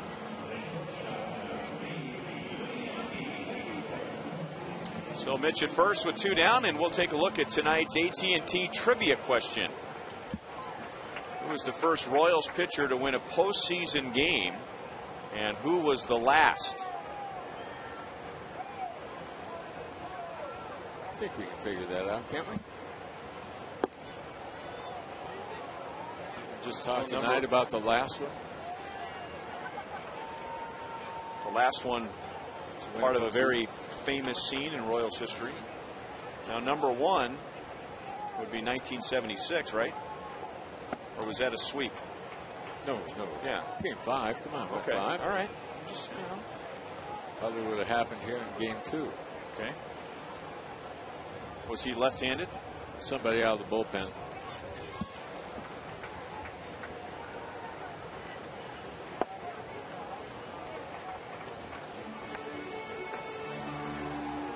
It's funny hearing from George and talking about the frustration of so many players going through 76, 77, 78, 79, 80. But then guys like Mark Gubaza, Brett Saberhagen, and Danny Jackson in their second big league seasons win a World Series after all those years of frustration.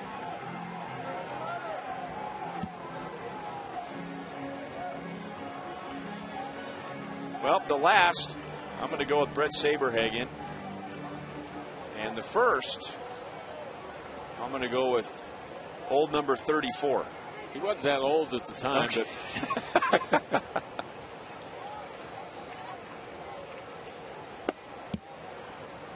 3 balls, 2 strikes on Betancourt. You know, Saberhagen talks about that because the club made the postseason in 1984, but ran into that powerful Detroit Tiger ball club. Did get swept in that series, but came back in '85 to go again.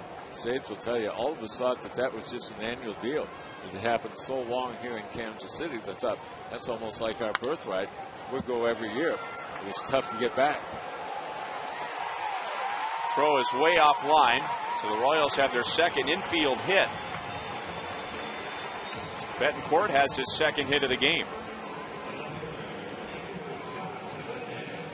Well, Betancourt, the little short fly ball to right field, his first time up, coming across this one, hits it in the hole. McDonald trying to make the play, but really had no opportunity to get that done. Raindrops continue to fall here in Kansas City.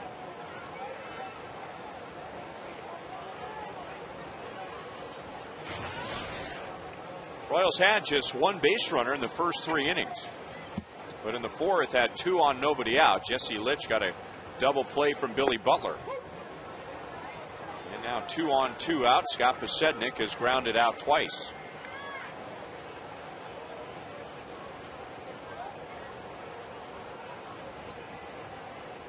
Toronto playing very shallow in their outfield, especially center field. But Vernon Wells, a Gold Glover out there, something in the gap that could roll deep, but played a couple of runs right now. Wells in center. Now that ball will skip on the outfield grass with it being wet right now. Open alley is right center field. Nice work with the dotted line there. You like that? Yeah, good work. It used to be a solid line, but some of the power is down on that.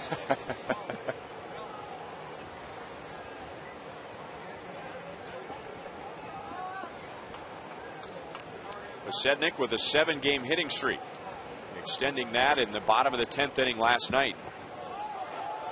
It was blocked by John Buck, so that keeps the runners at first and second. The count is 2 balls, 2 strikes, and the crowd oohs and ahs over another flash of lightning.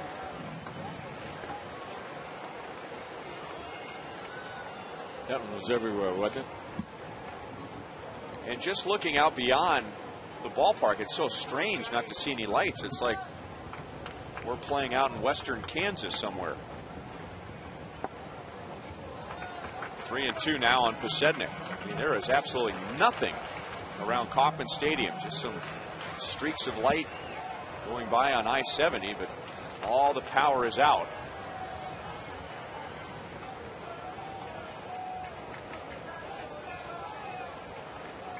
Runners go, and Posednik hits it high in the air into center field.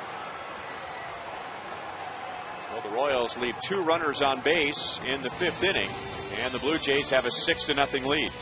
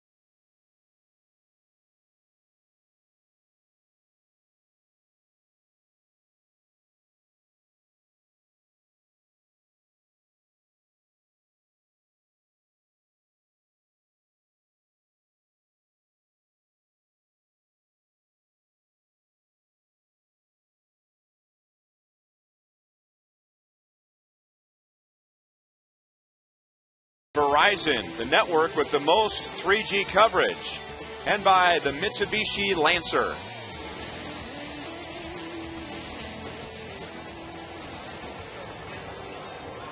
Well, if you're the Blue Jays, you're happy that this is now an official game with very heavy thunderstorms.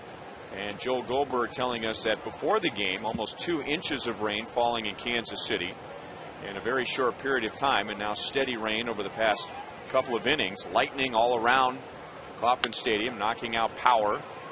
Iaspo runs to the hole and gloves the ground ball from Edwin Encarnacion. So the Jays' third baseman is 1 for 3 with an RBI tonight. Hey fans, the 6+ pack offers Royals fans the ability to select between 6 and 16 games this season, including contests versus the Yankees and Twins at a special discounted rate. And as an added bonus, fans will also receive all future notifications regarding the 2012 All-Star Game prior to the general public. So that's a great deal. 6+ packs start at just $60 a seat.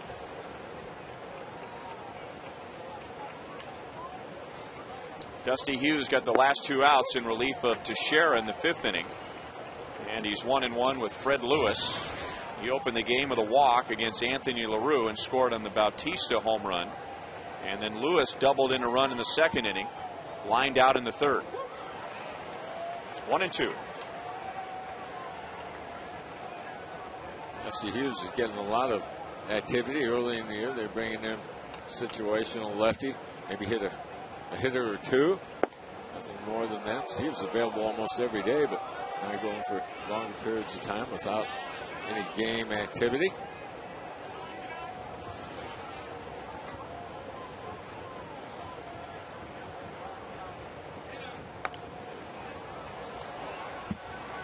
Aspo sprinting after that ball, but it lands on the warning track, and it's still 2-2 on Lewis.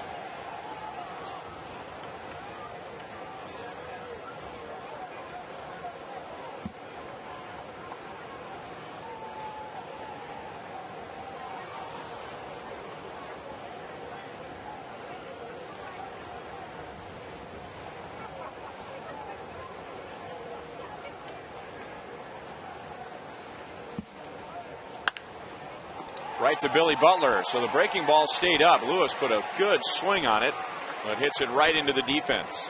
So he is lined out in his last two at-bats. He saw a couple of those breaking balls early in that bat. He was trying to stay with him down the way, but that was the ball that stayed up and out over, and he was able to lean on it pretty well. Fortunately for the Royals, Billy playing deep and right where he needed to be. Lewis hung in there pretty well against the lefty.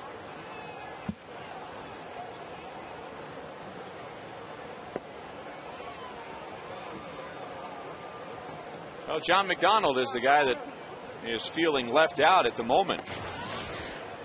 Everyone has reached among the starting nine except for McDonald. He's 0 for 3. Blue Jays with 9 hits. The Royals have given up a couple of walks. So many times it works out that the guy who was not in the original starting lineup will have a big night, but it hasn't worked out that way for McDonald.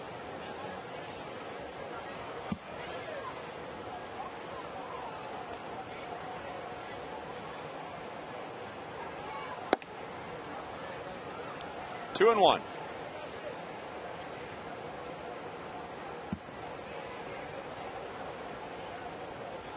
Blue Jays getting 6 runs in the first 3 innings, but now to Sharon Hughes have retired 9 of the last 10. Avila sprints into right center field. Meyer comes up, and it goes off of his glove. So Meyer might have been spooked a bit by Avilas coming right at him. They almost went chest to chest. What normally happens in a play like this is Avilas will give chase, doesn't say anything, and he will go until the outfielder calls him off, and he was still reaching for that ball at the end. So if Meyer did make the call, he made it very late. Or if he did make the call, Avilas didn't hear it because he trailed well out into the outfield. Now, Mike is not saying anything. He's supposed to try to get anything he can get to. It is that outfielder's call because he has the entire play in front of him.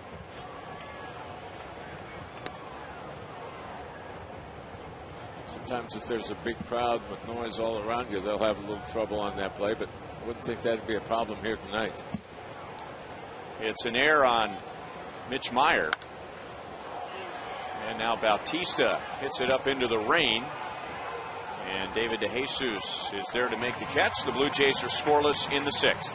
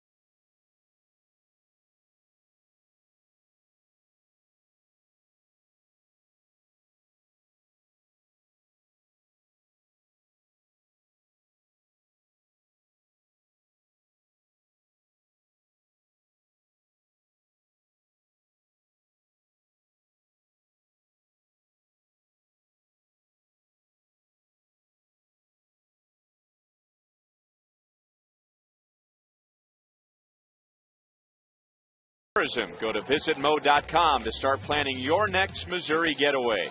You're taking a look at fantastic caverns in Springfield, America's only ride-through cave, toured in Jeep-drawn trams, and since you ride all the way, you experience the magnitude, the stillness, and the splendor of fantastic caverns. The unique tram follows the path of an ancient underground river.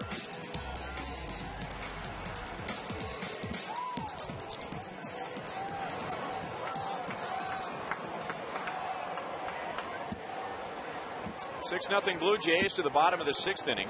Steady rain continues to fall and lightning flashing all around Kauffman Stadium.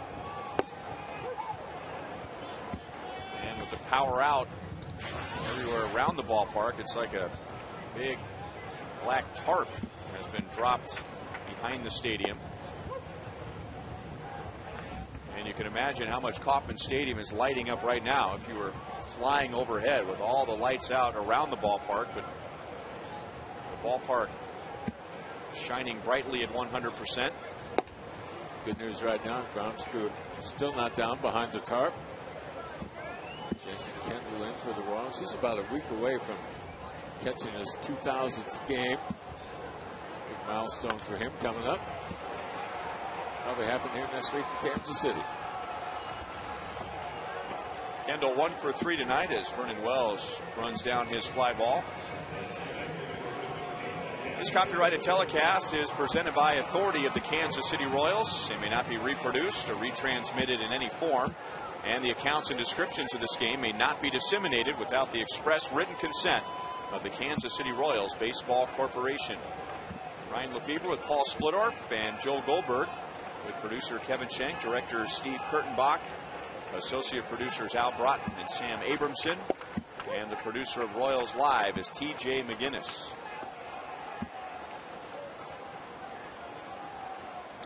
And the rest of our great crew. And tonight we especially acknowledge our cameramen and women who are out in the rain all night trying to dodge lightning bolts. And dodging a lightning bolt is a pretty unique skill. All of them before the game wondering if it's going to start on time. And I think they had an idea what kind of night they were in for. Look at Morgan out there. He didn't know it was raining until I just told him it was raining. He might not believe you. Morgan gets into the zone. Just roll up those sleeves and go to work. That a boy.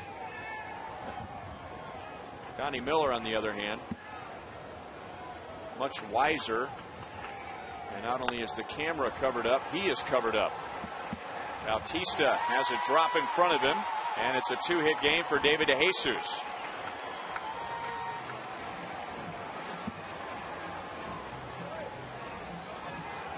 David having one heck of a campaign. Average hovering around 320, but doing even better than that here at Kauffman Stadium. His average about 355 here at the cave, so comfortable in the Royals uniform. Hoping he doesn't get traded between now and the trading deadline. Continuing to swing the bat well. 2 for 3 here tonight. And that's really no accident. I mean, guys are more comfortable in their home ballpark, but with the big gaps here, that really plays into David DeJesus' game. Remember, there was a question early in the year. How will he do as the number 3 hitter? It's been a little bit of a problem in the past, although he's never really stuck with it for very long. I was talking to him earlier and he said, yeah, maybe 3 or 4 games at the most. He didn't remember anything any longer than that. But no, I can't remember when he wasn't hitting third.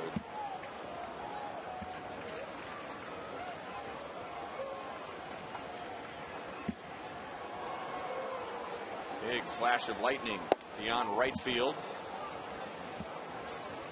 1 ball, 1 strike on Billy Butler. Talking about the light show at Kauffman Stadium. We've seen an impressive light show ourselves. Stands out even more with absolutely no light at all beyond the ballpark except for the headlights and the tail lights of the cars on I-70. With a rumble of thunder in the background, Billy Butler fouls into the seats off of first, and it's 1 ball, 2 strikes. Remember, when you're traveling this season, You can take the Royals with you. Just subscribe to MLB.tv today to see every Royals game live or on demand right on your computer. With MLB.tv Premium, you can enjoy HD quality, home and away coverage, multi-game view, and the ability to pause and rewind live games.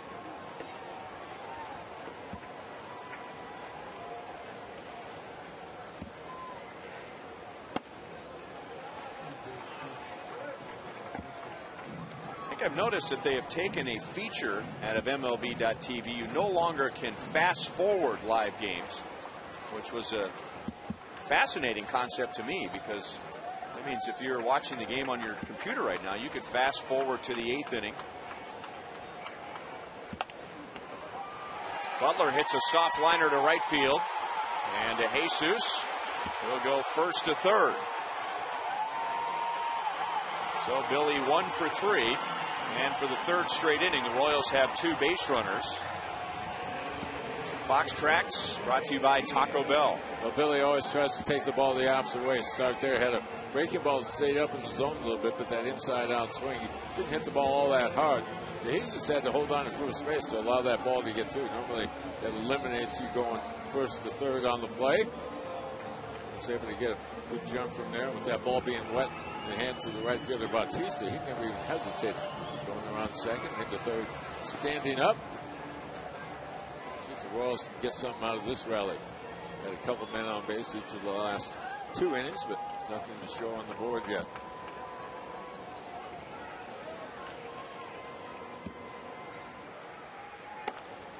Blue Jays now working behind Jesse Litch, and he throws ball 1 to Jose Guillen. Right-hander was Casey Jansen, the lefty David Percy. It's only at 81 pitches.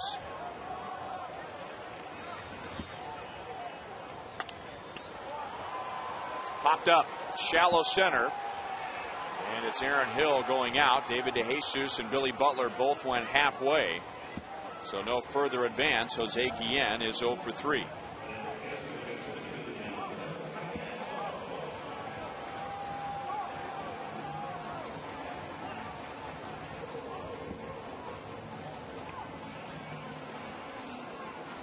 You look at that pitch total number and say, well, conventionally, that's not a problem, but they're not going very far with him. Hasn't been to 100 pitches yet this year. Usually holding 85 to 95. Just over a year removed from Tommy John surgery. So they will continue to be careful with him and monitor the progress.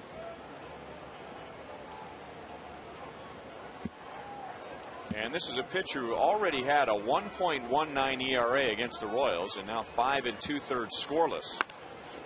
And that will end right here. Alberto Callaspo, who drove in the last run for the Royals last night, drives in the first run tonight.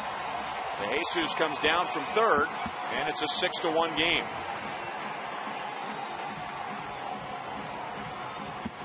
Might be starting to get the ball up a little bit. The Royals starting to get a good pass at it. That ball up and away from Callaspo. They're trying to go away with the fastball, but maybe it doesn't have the life on it at the end that it did early in the ball game. He's able to center it up, hit it into the gap, left center field. Lewis over to cut it off. Let's get a run. That run was back on the corners, first and third, but there were 2 outs.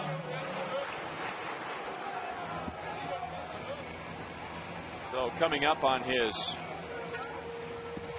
pitch count threshold and making sure this doesn't get away from the Blue Jays, Cito Gaston is going to go to his bullpen.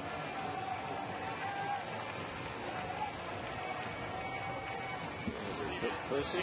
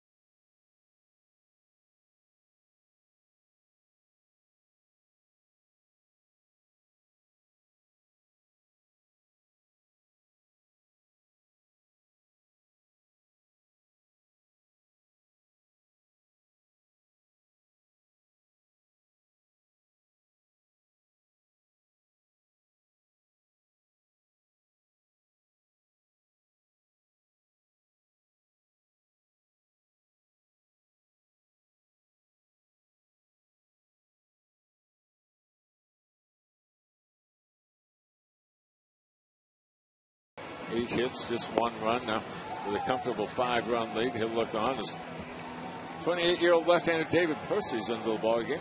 Percy, a solid left arm, good fastball in for the 16th time this year. Good strikeout to walk ratio. Good fastball, power slider, product out of Oklahoma University, a former Sooner. But the opponent's batting average 197. And he comes in to face a left-hand batter.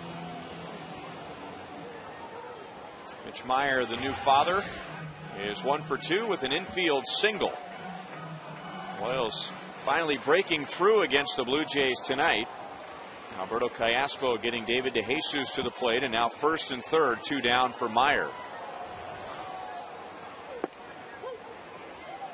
92 miles an hour for strike 1.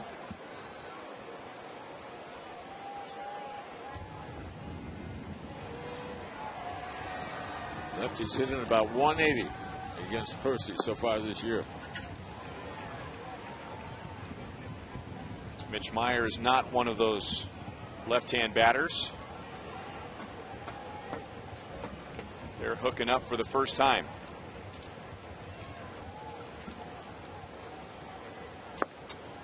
Two balls and 1 strike.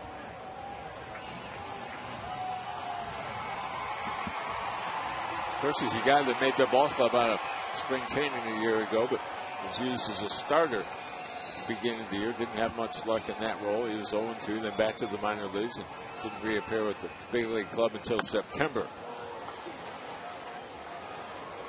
Pretty good swing by Meyer. Fouls it back 2-2.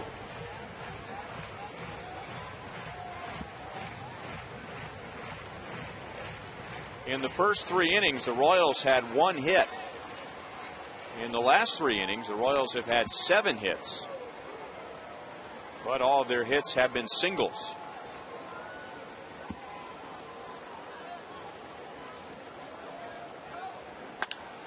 Grounded, great play at first by Overbay, and he made the play in fair ground even though his glove landed in foul territory. The Royals get 1. It's a 5-run game.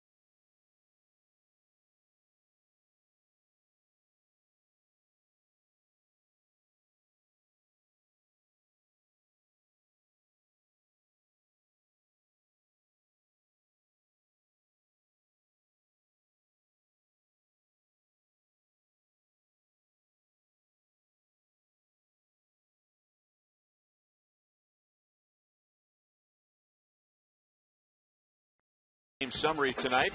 Jose Bautista with a 2-run home run in the first inning, his 26th. The Blue Jays have now homered in 13 straight games. Anthony LaRue on a scary play, hit on the ribs. Line drive from Edwin Encarnacion, that knocked him out with 1 away in the second inning. And the Blue Jays have only allowed 1 run in 6 innings. 5 2/3 from Jesse Litch.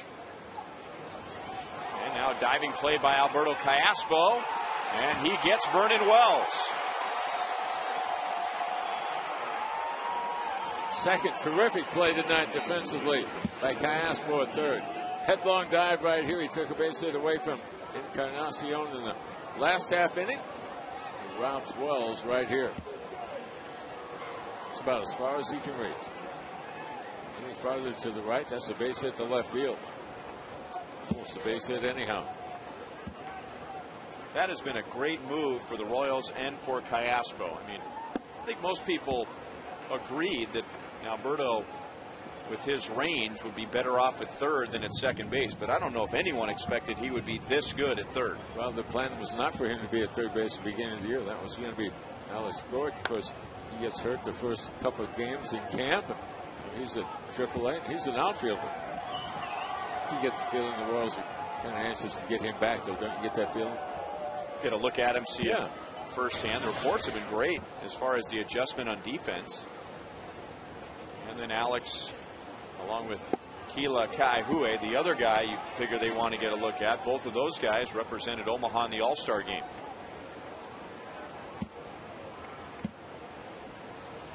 Adam Lind has hit in 13 straight games. He singled and scored in the third inning. 2 balls, 2 strikes. Dusty Hughes has been in there since the 5th. He got the final 2 outs in that inning. It's a scoreless 6th, and now 1 away in the 7th. 2 away in the 7th. So Lind strikes out for the 2nd time tonight and for the 94th time this year. Hughes not overpowering when you look at the radar gun, but he makes his pitch, and that one was supposed to be away, so maybe gets away with a missed opportunity there. But the ball had tailing movement up and on the hands. The thing that gave it away is Kendall, the catcher, was on the outside part of the plate, but well delivered to get the punch out.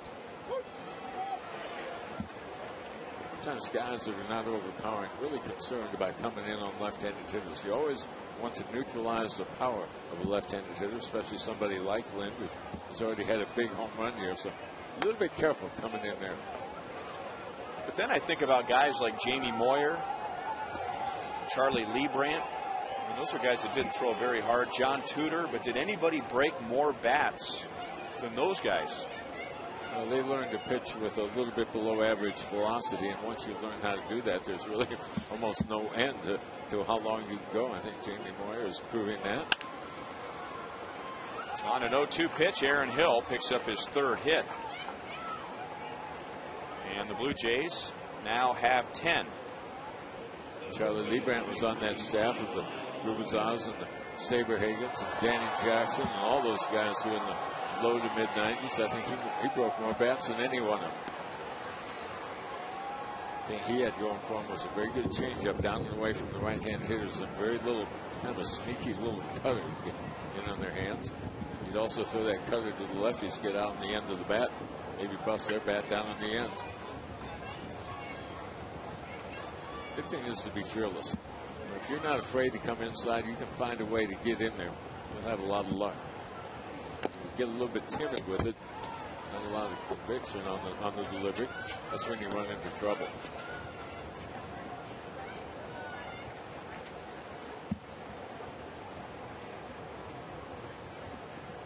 Light show's been pretty good. Hasn't it? Very good.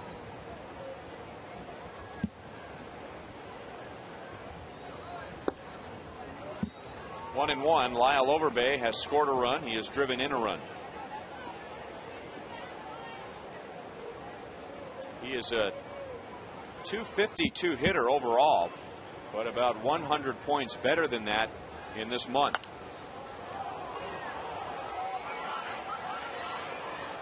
Callaspo all the way to the dugout and didn't quite get it.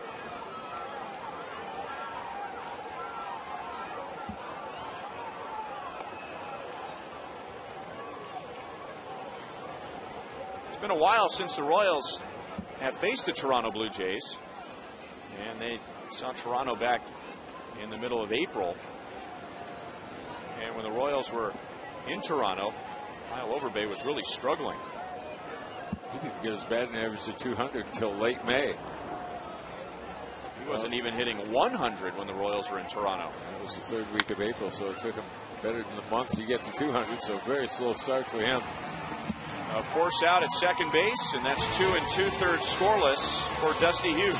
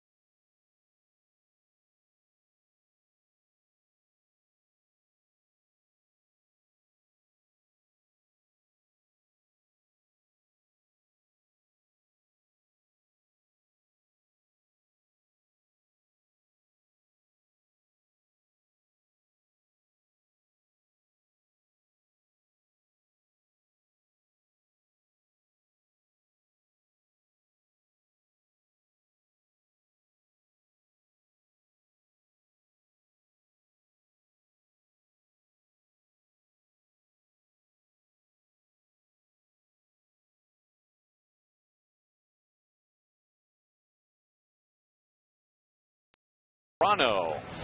Panera will give us a look at the American League, where the Angels are in front of the Yankees. The Angels have fallen to 5 games back. Texas has defeated Detroit, so make it 5.5 for the Angels at the moment. Their deficit in the West. Tampa Bay in front of Baltimore. Tampa Bay 2.5 back. They can make it a game and a half if the Angels hang on.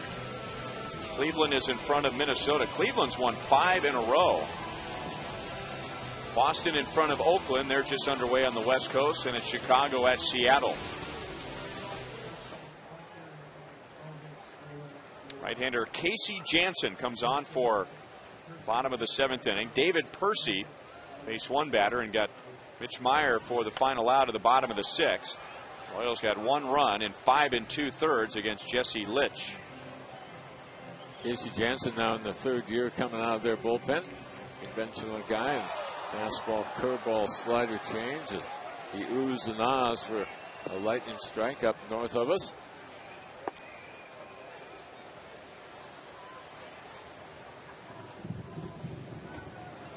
A little ways away. That was some time between the lightning and the thunder.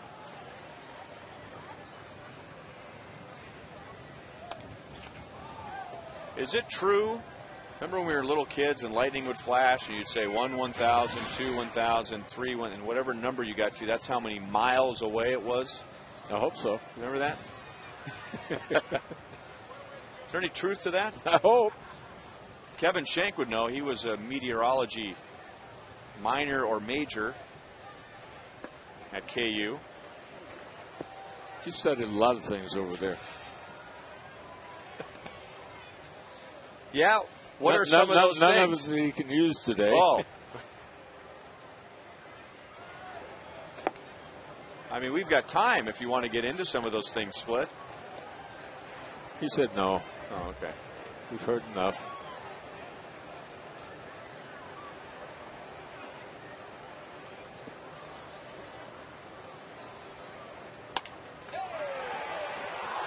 Did he hang on this time? He did. Ha. Great play by Aaron Hill. In the 5th inning, he made a similar play on Mitch Meyer, but the ball came out of his glove as he hit the ground. Well, starting to hit the ball on the button a little bit. It was Overbay making a nice play to get Meyer to close out the 6th inning. Now hit this one to open the 7th. That is a tough 0 for 3 for Mike Aviles. He is line to second, line to center, and he hit one up the middle in the 3rd inning, and Aaron Hill ripped him off, flagging down that ground ball. Nice play right there. Tells you that there's still some good footing in that infield. Other would have been spinning his wheels if there was any kind of a problem there, but nice play to his right.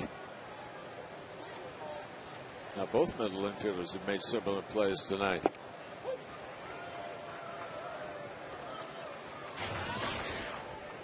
Bencourt has 2 hits, a single to right field and an infield single.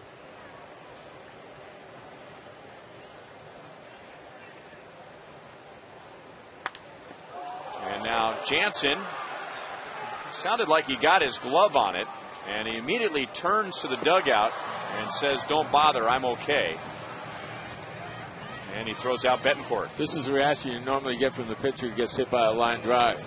Might have got him on the heel of the glove, maybe on the outside of the right thigh. It's hard to tell from that angle right there.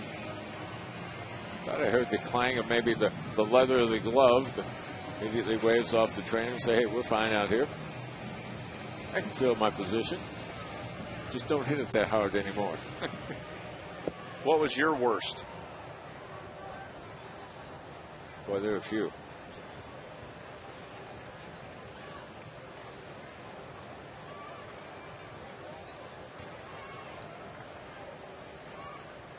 Remember, George Order skipped one in on wet turf here in this ballpark. It was the first thing. I think he hit second. Can't come out of the game now. I mean, we're 2 hitters in. Hit me right on the left kneecap. Boy, burn. Gave me about 5 minutes, kind of walked around. I didn't feel it the rest of the night. It was fine. Didn't feel it the next day. Sednick reaches on the slash. Didn't quite get it to the shortstop like he tries to do, but deadened the ball enough. to make it a difficult play for Jansen. And he does make a difficult play. Again, the footing must be pretty solid out there, because we've seen some good defense here tonight, almost through opposite. I think we couldn't get the ball by the mound, but Jansen made us a nice play and just safe at first base. And Pasednik leading tonight, and you call it. We asked you who's been best in extra innings, and it's a runaway. 62%. One strike to Jason Kendall.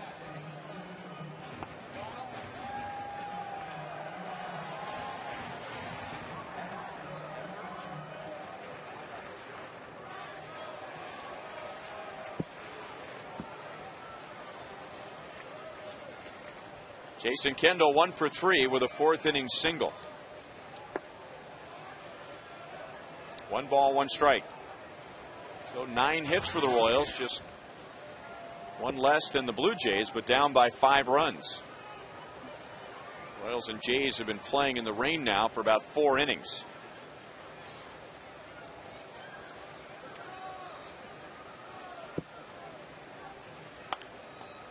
One and two.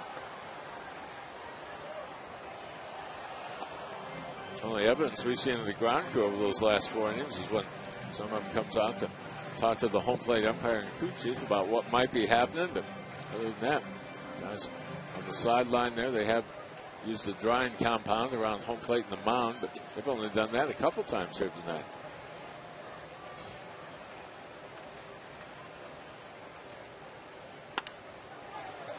Aaron Hill has a bullseye on him tonight. He's been handling line drives all night, and at the end of 7, Blue Jays lead 6-1.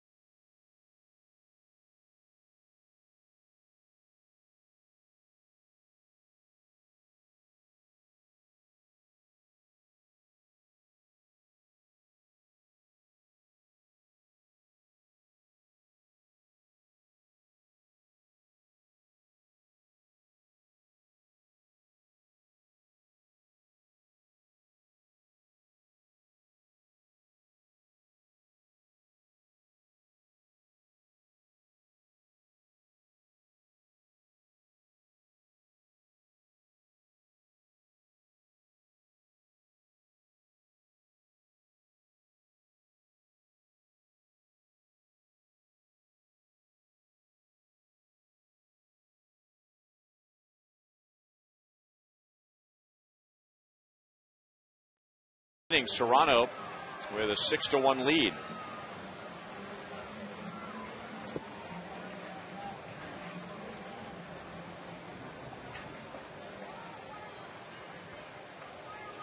Looking at the radar, you can understand why they're going to try and play through all of this. If the Royals and Blue Jays stop tonight, they might not start again. I mean, there is rain a long, long ways off to the west. This is the last series between the Royals and the Blue Jays, so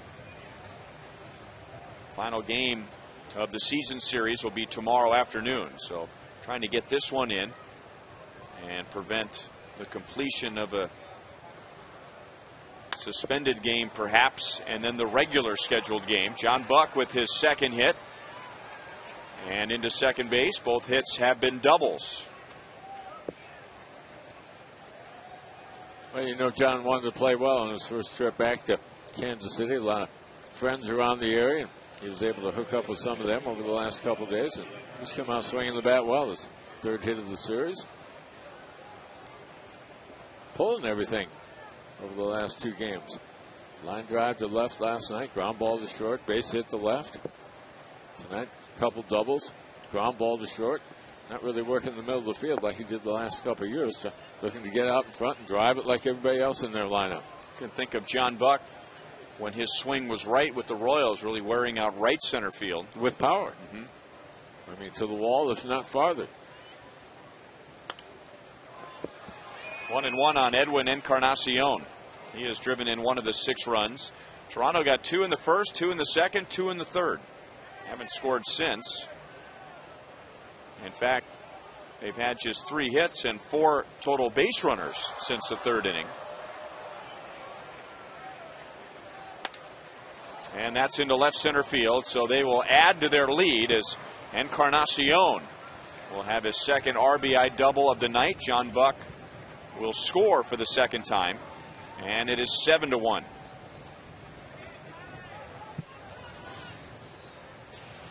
Encarnacion in the series does not look like a guy who really had troubles at the plate his first time around, but now since his recall, he's swinging it pretty well. On their road trip now, he is 7 for 20, so getting on bases. Trip opened well for them. So they swept the Baltimore Orioles before coming here. They'll finish up in Detroit.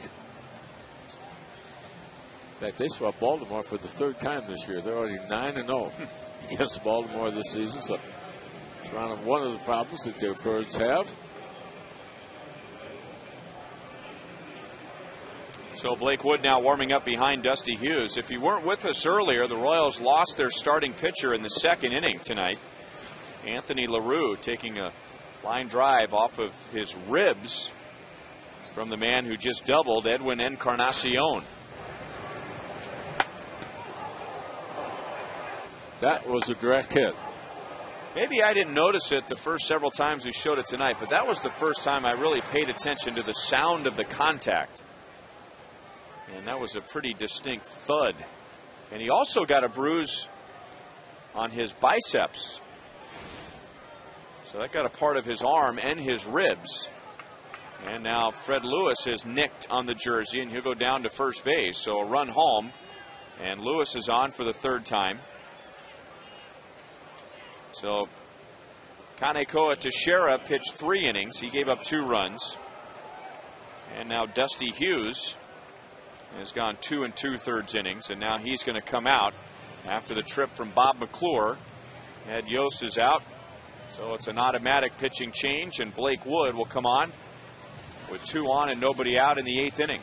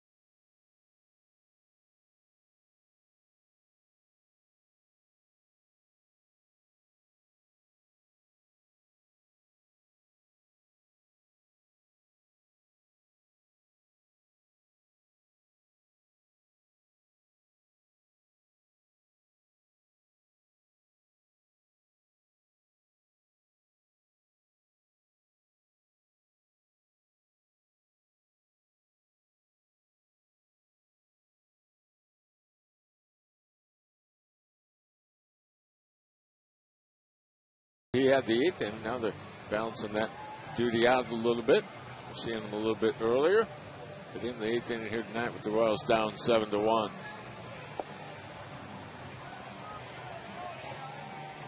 No television tomorrow for the final game of this series. It's a 1:10 game. Then the Royals have a quick road trip to New York City and back. Second year of new Yankee Stadium.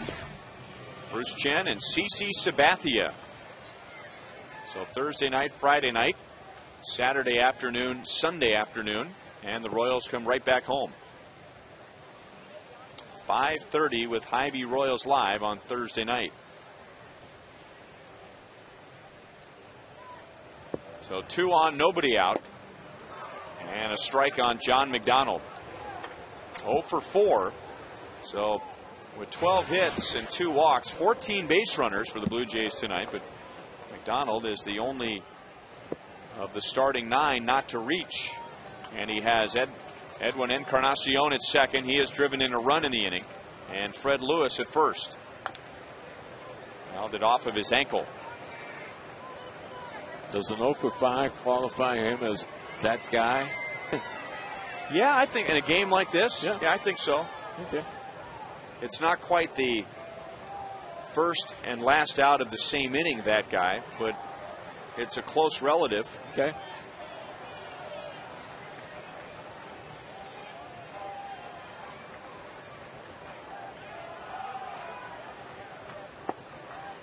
One ball, 2 strikes.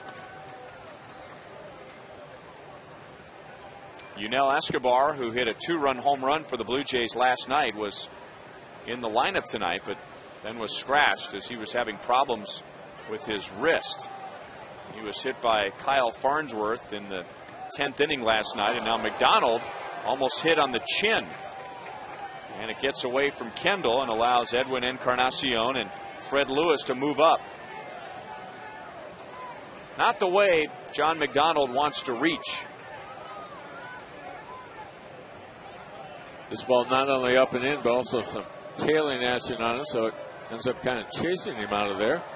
Off the end of the glove of Kendall and all the way to the backstop. Counts even at 2-2.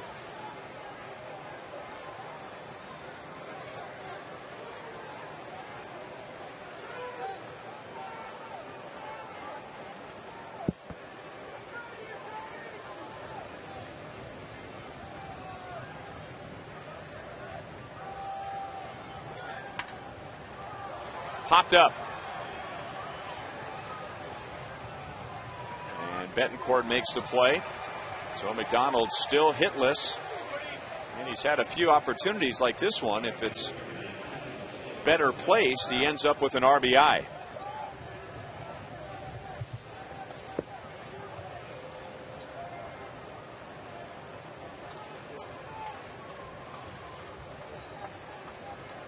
And now Jose Bautista hit his 26th home run in the first inning. A 2-run home run off of LaRue. And then with an infield single, drove in another run in the second inning.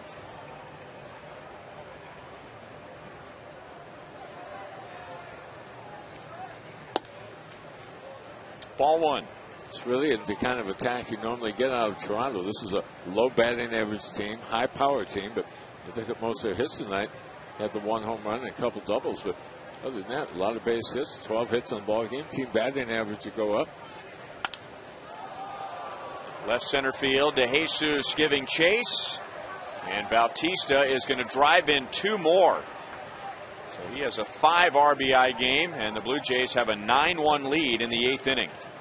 Right, and you look at these 2 teams. They're both in 4th place in their division, but the Royals, the best batting average in the league. Toronto, 13th.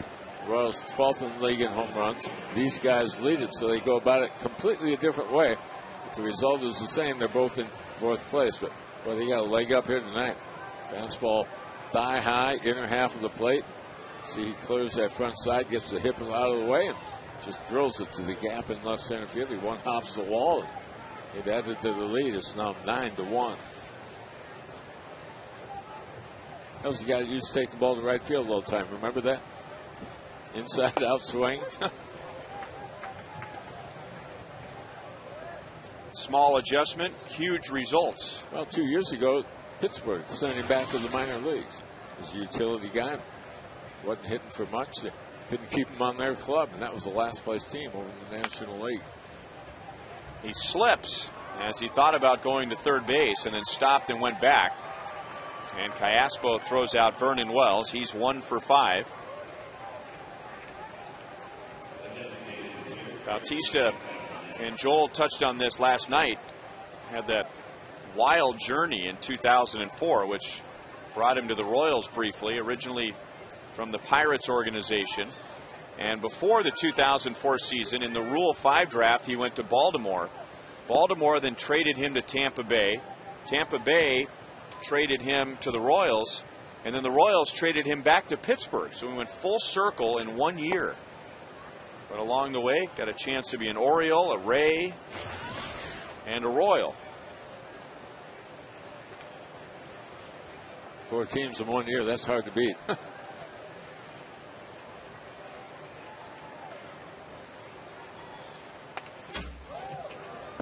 Frank and I talked about it when we were in Toronto back in April. I remember Bob Schaefer was the Royals bench coach. And Bob Schaefer saw Jorge Posada when he looked at Jose Bautista, and he thought it would have been a good idea to turn Bautista into a catcher. Thought he was athletic enough. The Royals could use a catcher in their system. Of course, even though he had been traded around, he was still considered Rule 5, so you couldn't just simply send him down to the minor leagues. One of the reasons they think about that is he has a good throwing arm. You know, he has a legitimate right field strong arm. So if you have that kind of arm strength, a lot of people will look at you as possibly developing you behind the plate. Well, Schaefer was pretty good at that, picking out a guy if they had to make a position change. He was pretty good at visualizing what he could be. Remember Rafael Betancourt? He was a shortstop when Bob Schaefer had him. Said, hey, I think your future is on the mound. And he's been a reliable relief pitcher. So he had done it before. He saw Bautista. And I say he saw Jorge Posada. A lot of people don't realize Posada started his career as an infielder. Adam Lynn to the top of the fence and over the fence. So the Jays have scored 5 in the 8th inning, and they lead by 10.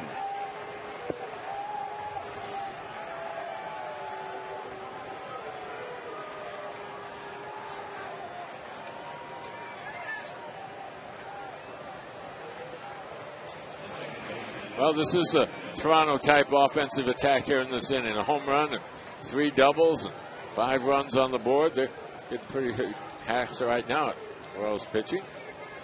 Had that one measured just right, didn't he? Just enough to skip it over the top.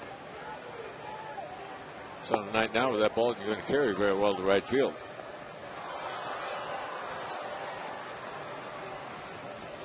Well, it's a 10-run game split. At what point do you call the game because of lightning? I've thought about that a few times because they have called ball games in this park because of lightning. I mean, I don't know how lightning conducts itself and what it's attracted to, but remember, there is no power in this area except for Kauffman Stadium, and I don't know if there's a structure in this area that's taller than Kauffman Stadium, but the game continues. And the Blue Jays score 5 to make it 11-1.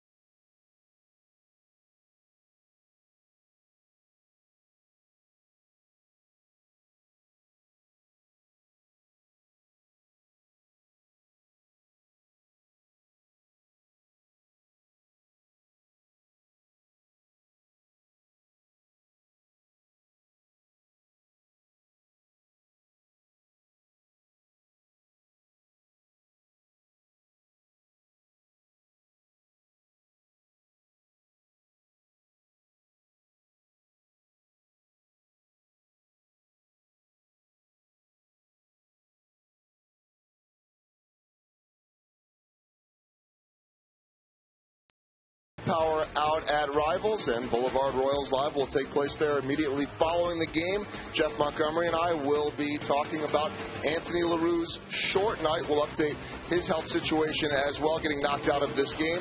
Highlights, reaction, we'll hear from Ned Yost. And did you guys know that Jeff Montgomery at Marshall University earned a meteorology degree? So he's going to be talking about all the lightning tonight. Well, Joel. Yeah. You said the power's out at Rivals? It was. We lost power before the game during that rain. Okay. It's back. Okay. Just wanted to make sure. No, and there's a full moon. Is that Dean? That's Dean. Dean Andrick of our television crew. He operates the robotic camera behind home plate. And that camera was knocked out by the storm. Jason Frazier into the ball game for the second night in a row. He was the third pitcher in last night. Went an inning, gave up a hit, threw only 10 pitches, so he'll be ready to go here tonight. David DeJesus, Billy Butler, and Jose Guillen. Well, that's why Dean is hanging out in Rivals tonight and not working the robotic camera. I think all our guys go through Rivals on their way to the parking lot. I think it's house rules.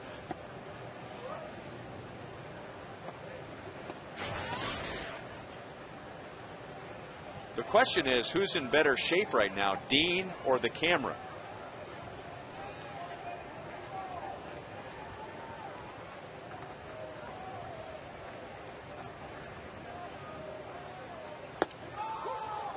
One ball, two strikes. DeJesus with 2 hits and scored the Royals run in the 6th inning. We'll get a little better answer after Boulevard Royals Live, because Dean's going to be on one of those cameras, and we'll know a little bit more after the show. We'll have Joel report on it. You know, you're talking about the lightning. I do remember a ball game back here. Would have been in the 70s. Joe Burke was the general manager. We had a lot of lightning in the area, not one drop of rain, and they called that game off. But there was lightning everywhere. That right there, Split, is the first strikeout tonight for any Blue Jays pitcher. And the Royals have become the most difficult team to strike out in the American League. They have struck out the fewest times of any offense. That's one of the frustrations of this ball club the last few years is low on base percentage. Too many guys down on strikes, not putting the ball in play. It's one of the improvements they've made here in 2010.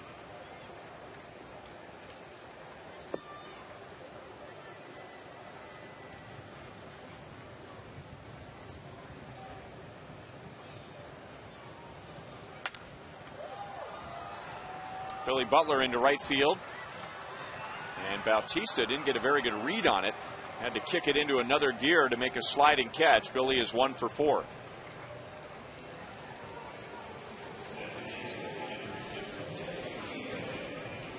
Well, the wind will play with that one a little bit. It's blowing pretty much straight out to left field, but you figure to bring it back to him and make it a little bit easier play.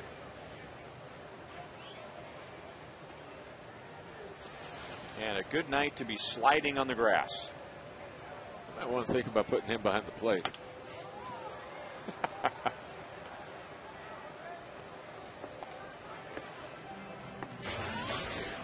You know, you don't hear a whole lot of examples of that these days. Somebody moving the catcher. And of course, it's a very demanding position. It's a position that I'm sure is not very fun at first. But the players who are catchers are moved away from catchers certainly miss it because of all the responsibilities that they have. And I think that has to be the most rewarding position on defense. If you're not doing much at the plate as a hitter, you can still make a big contribution in the game. Wells sprinting into left center. He dives. Can't come up with it. And Jose Guillen will jog into second base with a 2-out double. Ryan, they used to say in baseball that being a catcher was the quickest way to the big leagues. Might be that way. I know that scouts are looking all over the country for guys who can get him behind the plate and do a good job. If you can get into that ball low and in, pulling his hands in. It looked like Wells was trying to get his strides right to reach out at the end, make the diving catch. The ball got away. So Guillen will finish the night 1 for 4. They've got a pinch runner out at second base. That's Brian Pena.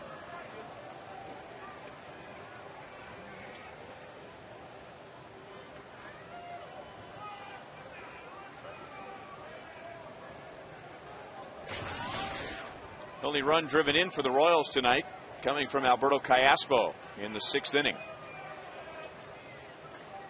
In fact, we had a nice meeting with Dayton Moore, the Royals general manager, this afternoon, talking about what the club needed. And he said, well, pitching first and foremost every year, but if you had to go to a position player after that, they thought behind the plate would be something that they would need to bring into the organization if they could find the right guy. You know, catchers are different these days. I mean, you're talking about a whole generation now that just don't have the feel for catching like they used to. High school coaches are calling all the pitches. College coaches are calling all the pitches. There are plenty of catchers, it seems, that can hit, but there aren't a lot of catchers that are that quarterback, as they say, or field general behind the plate. When my son came through high school and college, I was really surprised at how much control there was by the high school coach, and then on to college even more so. You know, the pitches, the defensive alignments, I mean, everything is charted and set up. I couldn't believe the amount of control, a whole lot more than when I came through. You were a little bit after me, but when I went through, they threw the balls out and said, hey, let's go play. And that's something that, I don't know if this is Ned Yost's intention or not, but one thing he talked about when he became manager of the Royals was turning more responsibility over to the coaches. And in turn, the coaches have turned more responsibility over to the players. Trying to get those guys to react on their own, pay attention to the game, communicate with each other more. We just showed Eddie Rodriguez.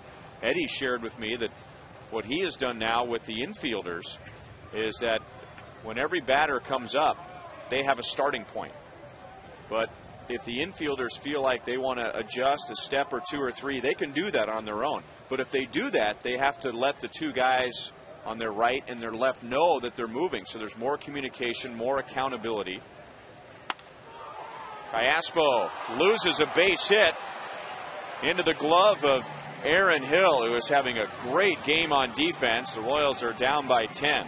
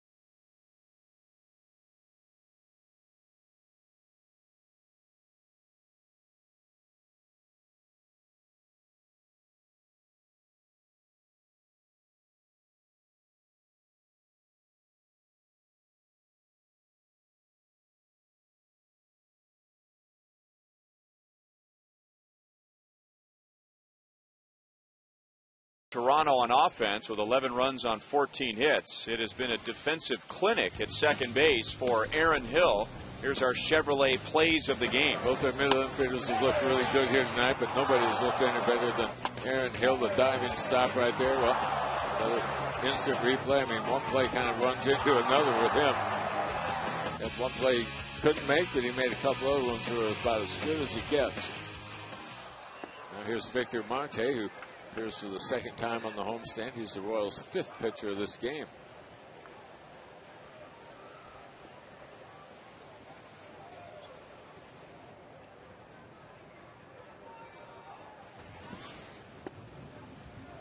No balls, 2 strikes. Lyle Overbay is 1 for 3. Make that 0 for 3 with an RBI and a run scored.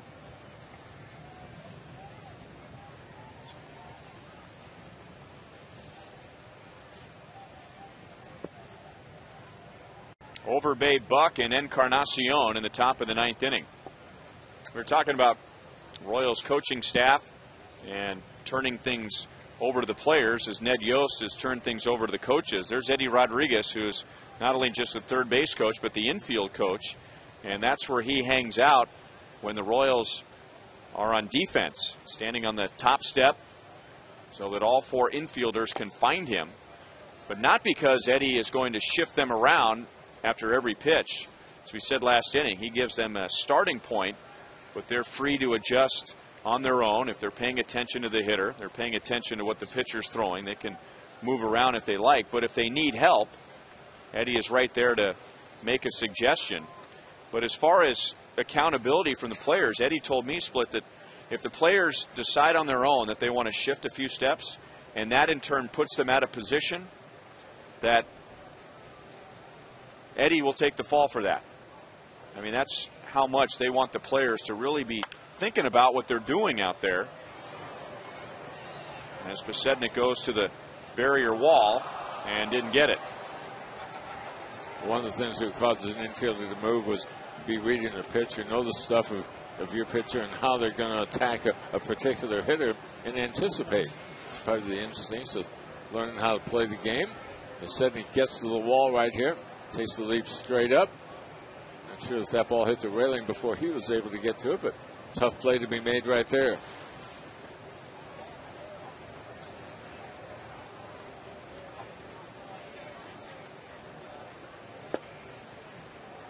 A leadoff walk to Overbay.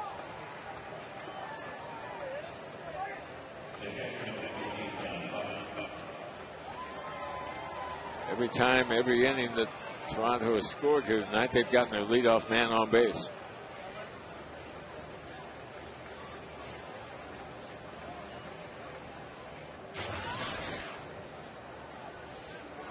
John Buck, 2 doubles, 2 runs scored.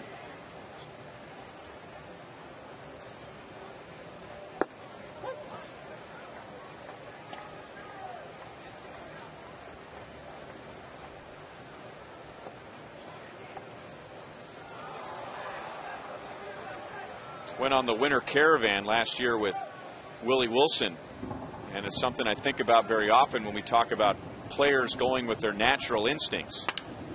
As John Buck hits it into the gap again, he might have his 3rd double of the night. Overbay will be waved home.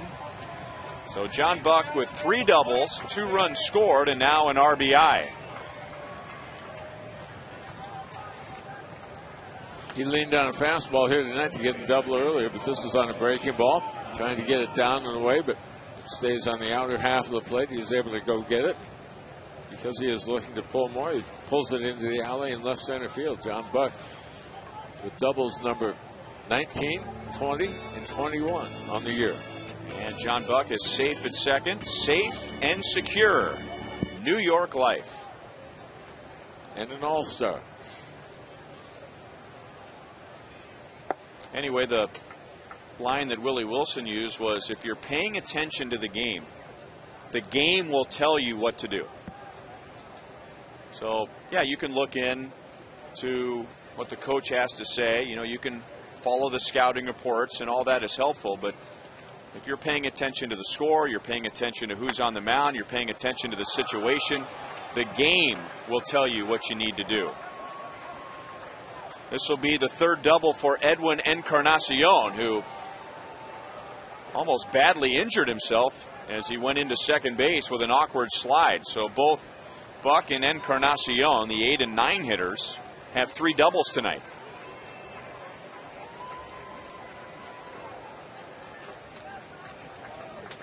Well, the field is getting a little bit treacherous. It's been raining for the last hour and a half. And pulling up at second base. Ooh, that slide is awful late. It's a broken ankle just waiting to happen. That's unless the knee goes out first.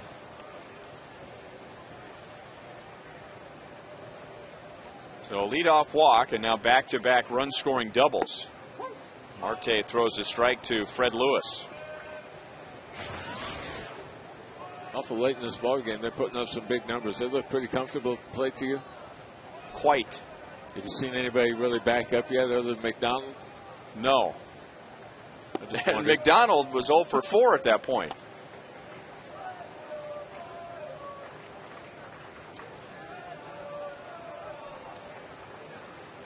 Now McDonald is on deck. He's going to get a chance to get a hit tonight. 13 runs, 16 hits for the Blue Jays as the sky continues to flash with lightning.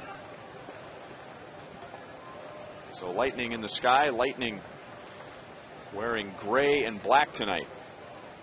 And Joel and Monty are in the dark again out in Rivals.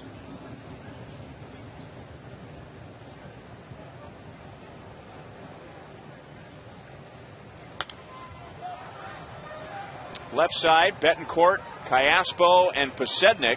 And it's Betancourt that's out number 1.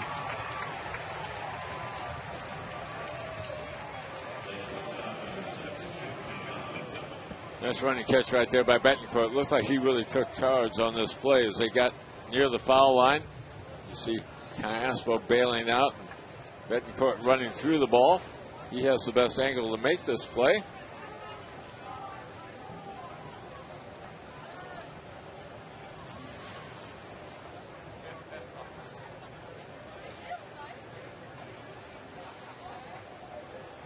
So John McDonald 0 for 5. Marte throws ball 1. Not 0 for 6. You are that guy, aren't you? Yeah, I think so. Yeah. With 13 runs, 16 hits. Yeah. Yeah. Good guy, solid player, but yeah, you're that guy. Yeah, you can't protect him from being that guy. Now, again, the closest that anyone's been knocked out tonight has been poor John McDonald. And I mean up around the chin both times.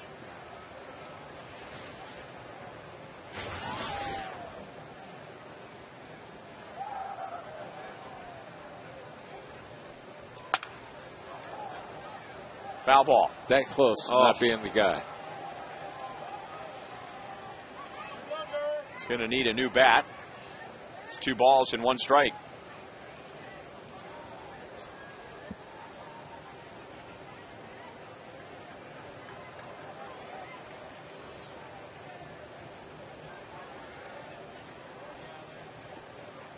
$16 hits for the Blue Jays. 9 of those are extra base hits. On the flip side, the Royals with 10 hits tonight, and 1 has been an extra base hit. It's 2 balls, 2 strikes on McDonald.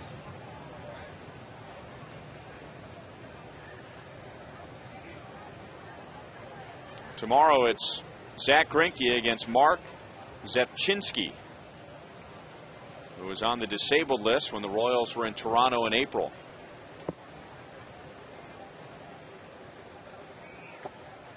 Three and 2. They juggled their rotation a little bit over the last week with Sean Markham, area product, coming off the DL. They had a number of guys that spent considerable time on the disabled list a year ago. All 3 of them young guys, serious injuries, or they're out most of the year, if not all the year. Markham looks like he's going to make it back. You know, the guy I just can't figure out, and I'm sure he's not considered a part of the plans now for the Blue Jays, Dustin McGowan. Big right-hand stud with good, smooth mechanics. I mean, as far as I know, Split, I mean, he would be the last guy in the world that would have arm problems, but shoulder keeps breaking down. They had McGowan down, they had Markham down, they had Jesse Litch down last year. Still 3 balls, 2 strikes. Justin McGowan was a former first-round pick as well. Figure he'd be a guy that they'd be counting on him heavily.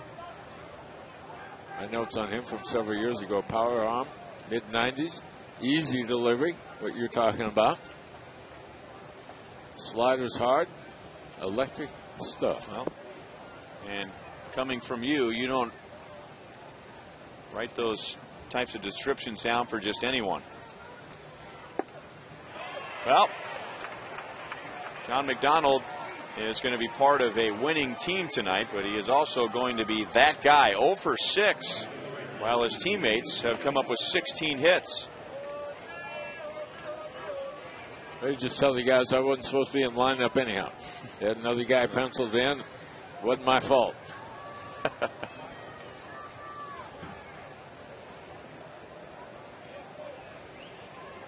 Now Jose Bautista, who has driven in 5 runs. Fooled badly by the slider. He had a 2-run home run in the first inning, singled in a run in the second, and doubled home 2 in the 8th.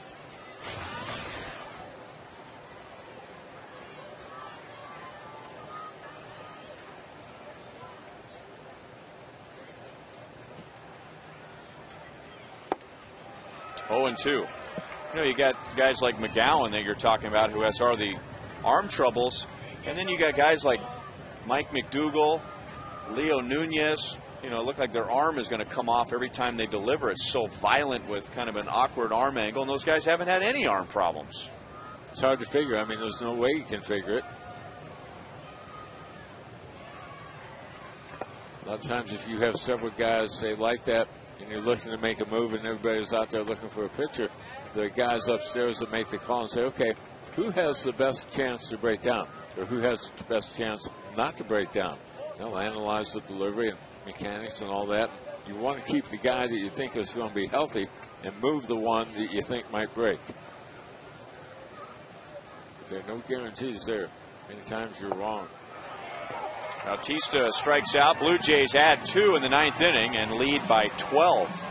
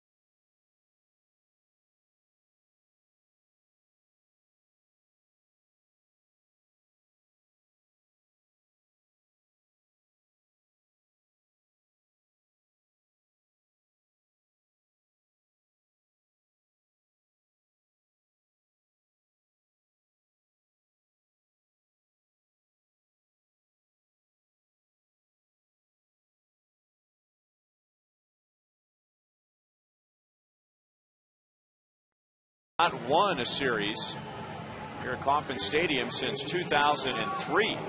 This has not been a good place for them, and they let one slip away last night in the 10th inning, but none of that tonight with the final game tomorrow afternoon. Brian Talent is on for the bottom of the 9th. 5th pitcher used tonight by Toronto, the former Cleveland Indian, comes in for the 16th time this year. Talent now a 32-year-old left-hander. Big leagues the last 5 years. Does tend to get wild. You see the 25 walks in there with the 33 strikeouts. He's a guy who also has a pretty smooth delivery. He's had a hard time throwing strikes throughout his career.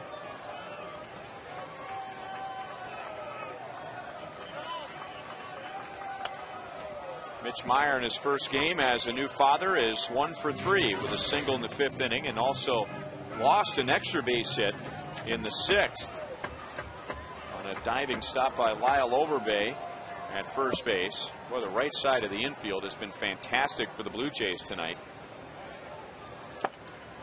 Aaron Hill has made 3 very good plays at second base.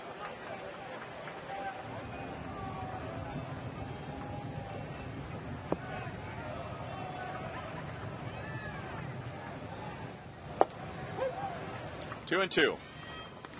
Blue Jays trying to get back to 2 games above 500. They have a ways to go in the East, and perhaps started the selling process when they traded away Alex Gonzalez to the Braves for Yunel Escobar. 12 games back in the East. If the Blue Jays had their record in the Central Division, they would be 4.5 games back.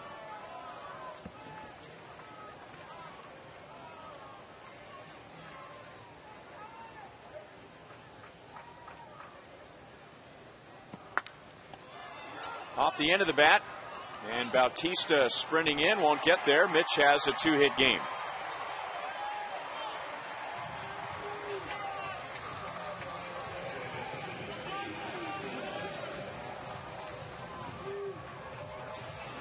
Well, Mitch Meyer match up against the lefty right here. He hangs in pretty well against lefties. Gets that ball down and away. Now doesn't hit it hard, but that was a tough pitch to handle out in front of it. Pulled it to the right side. You know, Ryan, everybody looks at the American League Central Division and they look at their winning percentage and say, okay, where would I be in that division? Okay, the winning percentage for the top teams is not as good as it is in the East or even out West. But if you look at the bottom of the division, really a little bit more strength there. Baltimore has the worst record in the American League. Seattle would be next. So our division is really the tightest of all 3 from top to bottom. Because a lot of that has to do with the pace of the winners up top, but also the Royals are improved this year. While Cleveland looks like they're a seller, they've already moved Russell Branyan in a trade. They look to be improving as well. They're doing it without Grady Sizemore. The key guy on their whole 25-man roster. Well, and they're playing well. He was right in the middle of everything good they did on offense and defense. And even when he was hurt, we came in here and we heard all the problems he was having. First time up, he hit a line drive. Up the middle, out at second base, and Aviles beats the return throw. Meyer is out, 1 away. Ball not hit all that hard, plus it slows down in what is now a wet infield grass. So it's going to be tough to turn that one over. The base runner able to get in at the feet of the shortstop McDonald, so he can't get a whole lot on his throw. Hey, they got a ground ball, they got an out. That's all they wanted.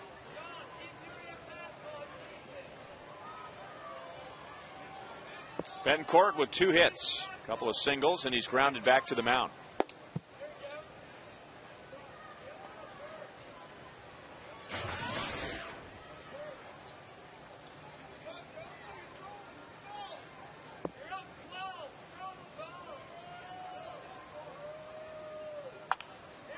Back to the mound again.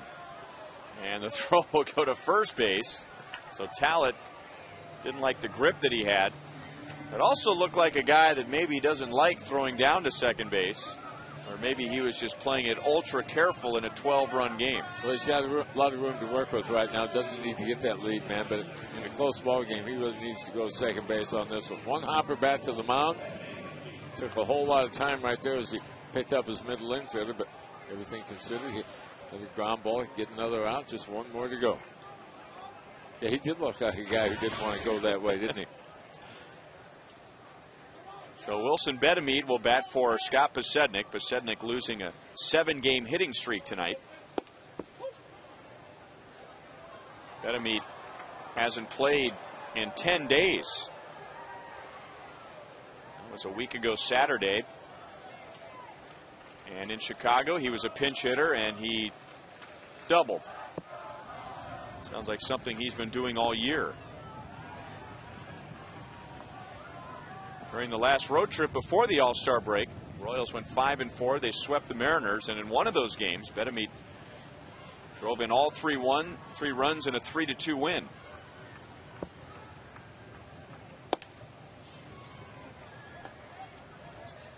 We were talking about the Royals wanting to get a look at Alex Gordon at this level in the outfield, wanting to get a long look at Kila Kaihue in the big leagues. They'd probably like to get a look at Wilson Betemit.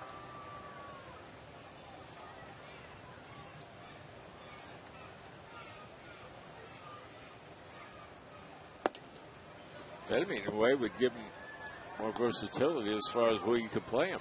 Maybe have a better opportunity to get a look at him down a couple months of the year, because you could see him at first base, you could see him at third base. Came up as a shortstop, awful big for a shortstop right now, but probably wouldn't want him out there for a long period of time, but a second base would be an option. He walks with 2 outs. It has been a contact game for Blue Jays pitchers. They have been using the defense all night. They did not record a strikeout until the 8th inning, and that's the first walk they've allowed. Jason Kendall 1 for 4 with a 4th inning single.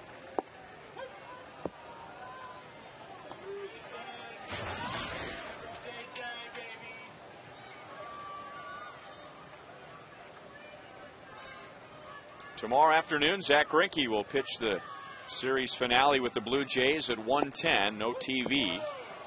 And then a 4-game series begins against the Yankees in New York on Thursday.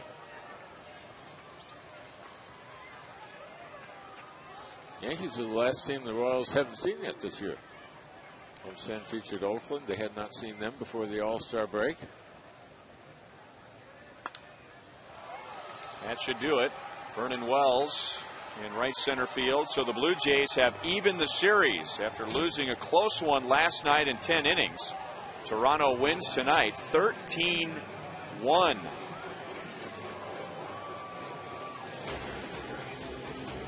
And we'll be back to Kauffman Stadium to wrap up this rainy one.